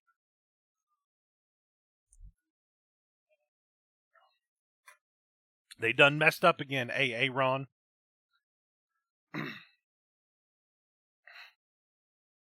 Dark, he's just a guy, Lord. That's it.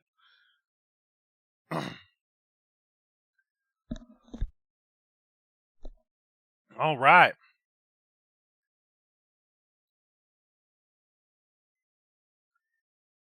Oh. Oh, no. No. The world title match is next. Albert Shaw defends against Voynich and the Sandman. We already had a hell of a barn burner. Let's see what the boys on top can do for the championship, for the gold.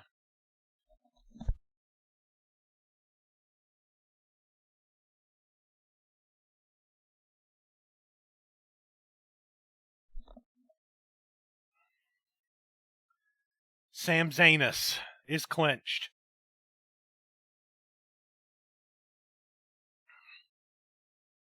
Albie Shaw won a tremendous match at Up in Smoke to become the world champ. But he has one hell of a first defense against the last two world champions. Will the governor reign supreme? Or will his title reign be the best kept secret of OSW history, or worse? A horrible nightmare he'll soon rather forget. Sam, you know, I just want to say before this match gets started, and this is no offense to Mate or Tommy, it would make my heart happy if you were to win this world title and then got invaded on and lost it. It would warm my heart. I just want to say that. All aboard! The Crazy Train riff hits. Here comes the champ. He's entering first. He drinks in the booze from the crowd. He cracks his knuckles. He swaggers down to the ring, picking up the pace the closer he gets. He raises that title high, soaking in the crowd, but he waits on his opponents. Audio Slave, Shadow on the Sun hits. Here comes Voynich. He's focused. He's ready to go. He makes his fast-paced walk towards the ring. As the crowd roars, the best-kept secret hops up the ring step. He wipes his feet on the ring apron and steps through, right into the lariat. The Sandman's not even here. The ref calls for the bell. Shaw is beating the shit out of a fallen Voynich. Remember, Voynich tried to kill him. Pummeling him with lefts and rights. On the ground before he gets up, he delivers a bastard soccer kick to the jaw as he tries to rise. Shaw pulls Voynich up to his feet. He delivers a pair of huge uppercuts to the chest. He lifts the smaller man. He locks him up. He throws him head over heels into the turnbuckles. Voynich lands very ungracefully in a heap, but he's barely able to pull himself up to a seated position before a massive running knee nearly breaks his damn jaw. Shaw rocks Voynich with a few hard kicks to that same jaw before beginning to choke him with his boot. The ref admonishes Shaw, who just flips him off. He backs up, running face wash. He drives his damn boot into the side of Voynich's head, and that may well be it, as Shaw pulls Voynich out of the corner. He hooks the leg for the cover. 1. No, Voynich gets the shoulder up at 2. Shaw wastes no energy. He flips over from the cover. He locks in the headlock. He's trying to sap the best-kept secret's energy. He grinds Voynich into the mat, but the young man refuses to give in. He wants the gold back once more. The chin check. Voynich delivers a hard jawbreaker that breaks the hold. Staggering the world champion back, Shaw stumbles forward, trying for a wild right that Voynich ducks under. Schoolboy! Voynich rolls Shaw up out of nowhere. 1, 2. Shaw just gets the shoulder up. Both men get to their feet, Voynich holding up his fingers as he signals to Shaw just how close he was in an act that pisses the champ off. Shaw rushes forward, trying for a clothesline. Voynich ducks. He peppers Shaw with a flurry of lefts and rights. Voynich staggers him back to the ropes. He sends him flying with a monkey flip, rushing forward as he stumbles to his feet. The Ishtar's Gate! Shaw doesn't go down. He stumbles into the ropes. Jawbreaker lariat. Voynich goes down hard. But Shaw finally feels the effect of the gate. The Ishtar's Gate as he collapses. They're both down, and it's time. The lights go out.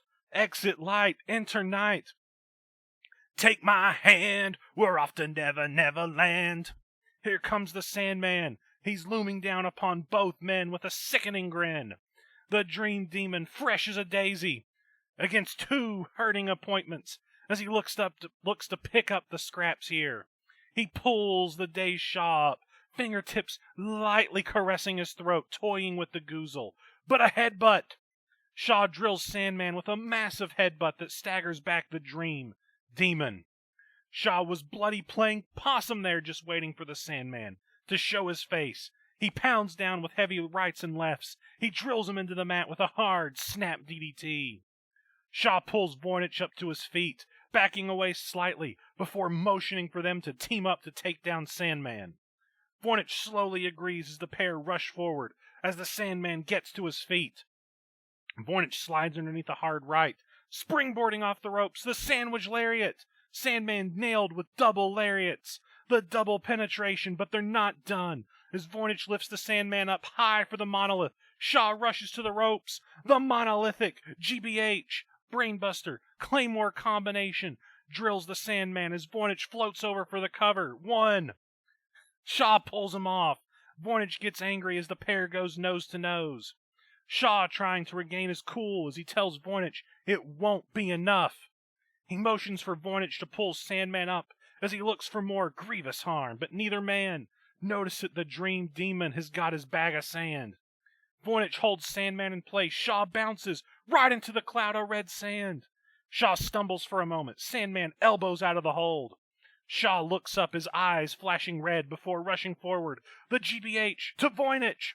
Shaw nearly breaks his jaw with that huge kick, but he mounts the best-kept secret, pummeling him with heavy lefts and rights before busting him open with a pair of sickening headbutts. Shaw peels the staggered Voynich up to his feet. He lifts him up high. Powerbomb to the outside. Voynich to the concrete floor. As the Sandman looks on with a grin, it soon fades as Shaw turns to him, fury still in his eyes. Shaw rushes forward, taking a huge haymaker fist to the skull that barely phases him, as he pummels the Sandman with heavy lefts and rights before rushing to the ropes. Big boot! Shaw's immediately on his feet. Rage supercharges the world champion here, as he delivers a mammoth spear that drives Sandman off his feet, before he mounts him and swings for the fences. Lefts, rights, elbows, headbutts. Shaw's given it all he's got on the Dream Demon, but he shows no sign of slowing down, as the Sandman could be in trouble here. Thumb to the eye. Sandman drives that gnarled finger onto Shaw's eye, drawing blood in the process. The temporary blinding stops Shaw for a moment. Sandman gets to his feet as Shaw lunges forward, trying to take down the Dream Demon again, but the Sandman stops it with a hard knee to the temple. Sandman grips him around the throat, looking to goozle him straight to hell, but Shaw slips out. Leaping knee to the jaw, it stuns Sandman. Shaw roars in rage as he places the Sandman between his legs. The sit-out powerbomb. He powerbombed the Dream Demon, but that 300-pound powerbomb nearly damn near exhausted Shaw there. The champ backs up, breathing heavily, but he knows the end is near. As he backs up, he rushes forward again. Into sand again. It's gold sand this time, as Shaw's already depleted stamina begins to drain even further. Barely able to keep his eyes open, he stumbles right into Goozle. To sand, that could be it. 1, 2. No! Voynich broke up the pinfall. Sandman gets up to his feet. He delivers a hellacious haymaker punch to Voynich before grabbing him around the throat and choke-tossing him to the floor before. My God, Voynich keeps getting thrown to the floor on the outside of the ring. Poor guy. Sandman then turns to Shaw. He's struggling to stay conscious. He locks in the sleeper. He's trying to put the champ out. And although Shaw is fighting, it's a losing battle here as the golden sand is slowly winning out. And the governor slowly begins to fade as the ref picks up his arm. It drops once. The ref picks it up a second time. But crack, a whip. It wraps around the throat of Sandman. Who uses a whip? It drags him off Shaw. Voynich. It's Voynich using the whip. It saves the match just in time. He slowly pulls himself towards the Sandman. Thanks, Dawson, for that. Bullwhip enhanced Ishtar's Gate. Voynich drives Sandman to the mat before lifting him back up to his feet. Deep sleep. The end of days out of nowhere. And that well could be it as Sandman hooks the leg for the cover. Is this it? Could this be it? 1. Will the Sandman be the champ again? 2. No! Voynich kicked out. The Dream Demon has had enough. He pulls Voynich up to his feet. He goozles him. Both hands as he lifts him up for the endless nightmare. But a snap DDT counters. He spins the slowly standing Sandman around, kicking him in the gut before running up the turnbuckles. The 8th wonder, sliced bread, number 2. Voynich hooks the leg for the cover. 1, 2. New champ! No! Shaw broke up the pinfall. He's still struggling from that gold sand. He pounds down on both men. Excuse me.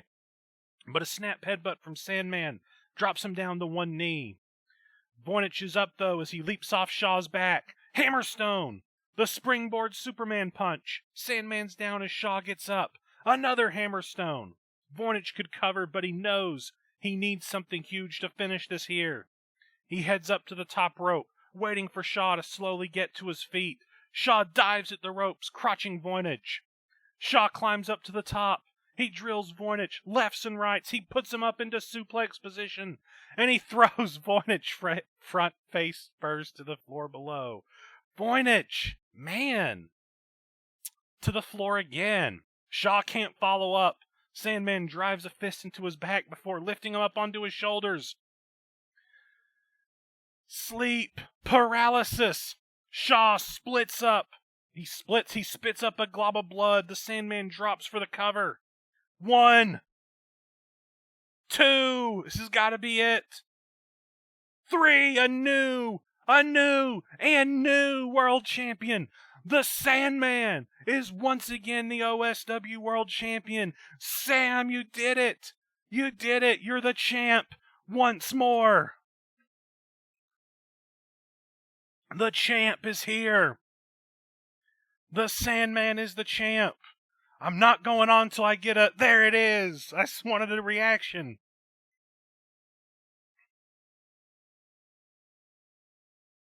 You know, I need that for a sound alert.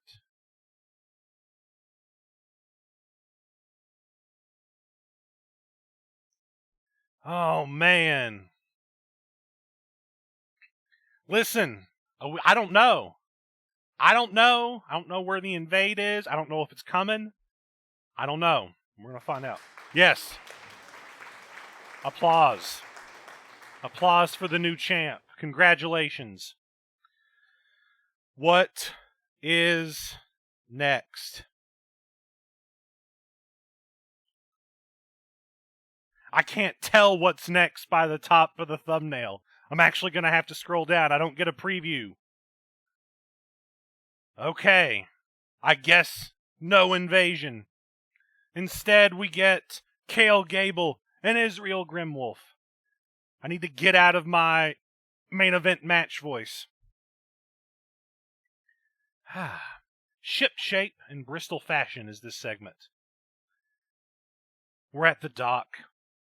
Israel Grimwolf stands on his ship as his crew rush around putting the final preparations to it before they set sail and search for Davy Jones' locker. He pulled out of the invasion match for this.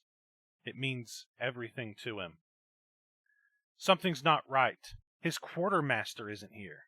With his eyes focused on the walkway towards the ship in hope, a member of his crew whispers in his ear that they're ready to depart. He nods, giving them the signal to begin getting them underway. Then he sees it. Kale Gable, his friend. Kale runs down the walkway towards the ship. He leaps over the edge and on board just as it begins departing. Grimwolf smiles, rushing towards him. You came, matey. I knew you wouldn't let me down. I couldn't let my friend undertake this journey alone. Let's go rescue your crew, Grim. No, Kale. They both embrace with a hug. Cut and static. 4 days later. Man overboard! Avast, we're going down! The very next time we see this ship, it's sinking into the deep, dark blue of Davy Jones' locker. There are men screaming in agony as something drags them from the surface into the deep, forcibly taking them down. There's no sign of Israel Grimwolf. He appears lost once again to the locker. But Kale Gable hangs over a piece of wood from the ship. He'll never let go, Jack, drifting further away from the locker. His eyes are cast to those being forcibly pulled below, as water splashes against his pale, shocked face. He never, in a million years, thought he'd witness this. Just then he overhead he hears it. A chopper. Search and rescue. The water begins bouncing in different directions as the helicopter hovers above. A man slowly anchoring down towards Kale. He grabs him, places him into a harness, and pulls the shocked soul from the water. As Gable is delivered to the chopper, the ship is broken into pieces. It's no longer visible in its whole form. No sign of life. No shipmates. No crew. No Grimwolf. If it wasn't for the debris, you'd never know it happened. But Kale Gable knows. His eyes tell you so. As we cut. Ooh. Israel Grimwolf lost at sea. Ooh. Back down to the locker. Hell of a segment. We've got at least one more. There he is. The motherfucker himself. Sigil. The invasion of our hearts and minds. Okay.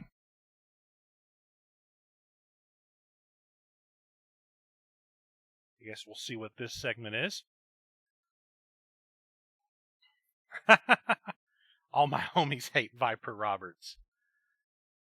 We're at an unknown location, as Sigil usually is. He stands among his collection of artifacts and tools. He looms over a unique-looking machine. pulls open a drawer within it and carefully places his crystals. Ooh. Inside designated slots. Is this his infinity gauntlet? Let's see, he muses, pushing the door closed, talking to himself once again. I love it. A bright hue soon emanates from the machine. Only what he sees isn't what he expected. That hue turns dark, black even, and reveals to him the faces of terror. Ooh, are we going to get to see them all? Not just any faces, but the darkness and the warped. He recoils immediately in shock. No, it simply cannot be. Sigil rushes backwards into his library of artifacts. He finds a book. He flicks through pages until he reaches the right one. Hello, darkness, my old friend. I've come to talk with you again. It is, he says, throwing the book down, utterly distraught. He slides down the shelving to his butt and sits there, shaking his head. A few moments pass, and the hue from his machine vanishes. Leaving nothing behind, he gets up and heads back to it, taking his crystals from within. I must warn the others, he admits, announcing to himself. I have to tell them what's happening.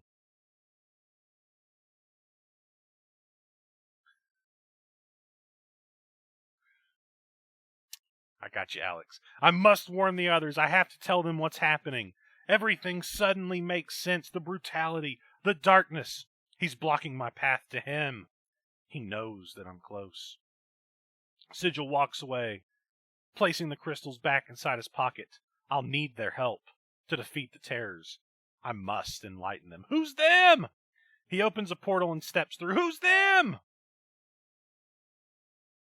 What happened? Who's them? Is it everybody? Are the others everybody? Are they specific people? I guess we get to find out. Well, hell yeah. That is the end of the show.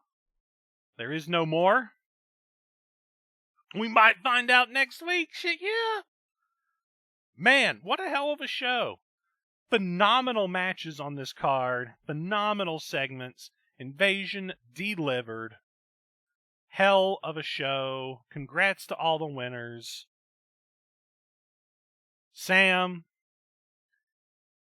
you get to carry the title out of tonight.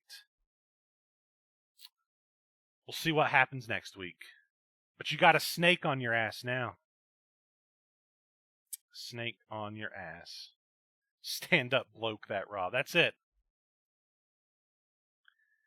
Oh, man. Well, thanks everybody for coming out. We had a decent amount of people here, I think, all throughout the event. Thanks for those subs. Didn't really get a chance to thank anybody because we were jumping right into the Dean stuff and wanted to talk about that. Great show. I believe Once Upon a Time is next week, so that will be really interesting. I think that show will be really fun. Thanks, Les. That's, I do what I can. So, yeah. You got anything to say, Dean? Before I close this sucker out?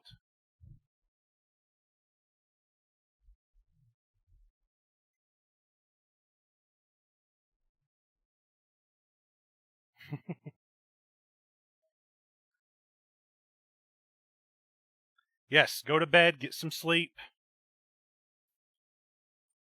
That's right. That's the thing that we need to end this on, is just the absolute knowledge that Kane's a bitch. It is canon. So that's really all that we can say about tonight is Kane's a bitch. Have a great night, everybody. I assume we'll be talking in Discord. So, really enjoyed the show. Thank you guys. Love you guys. Deuces.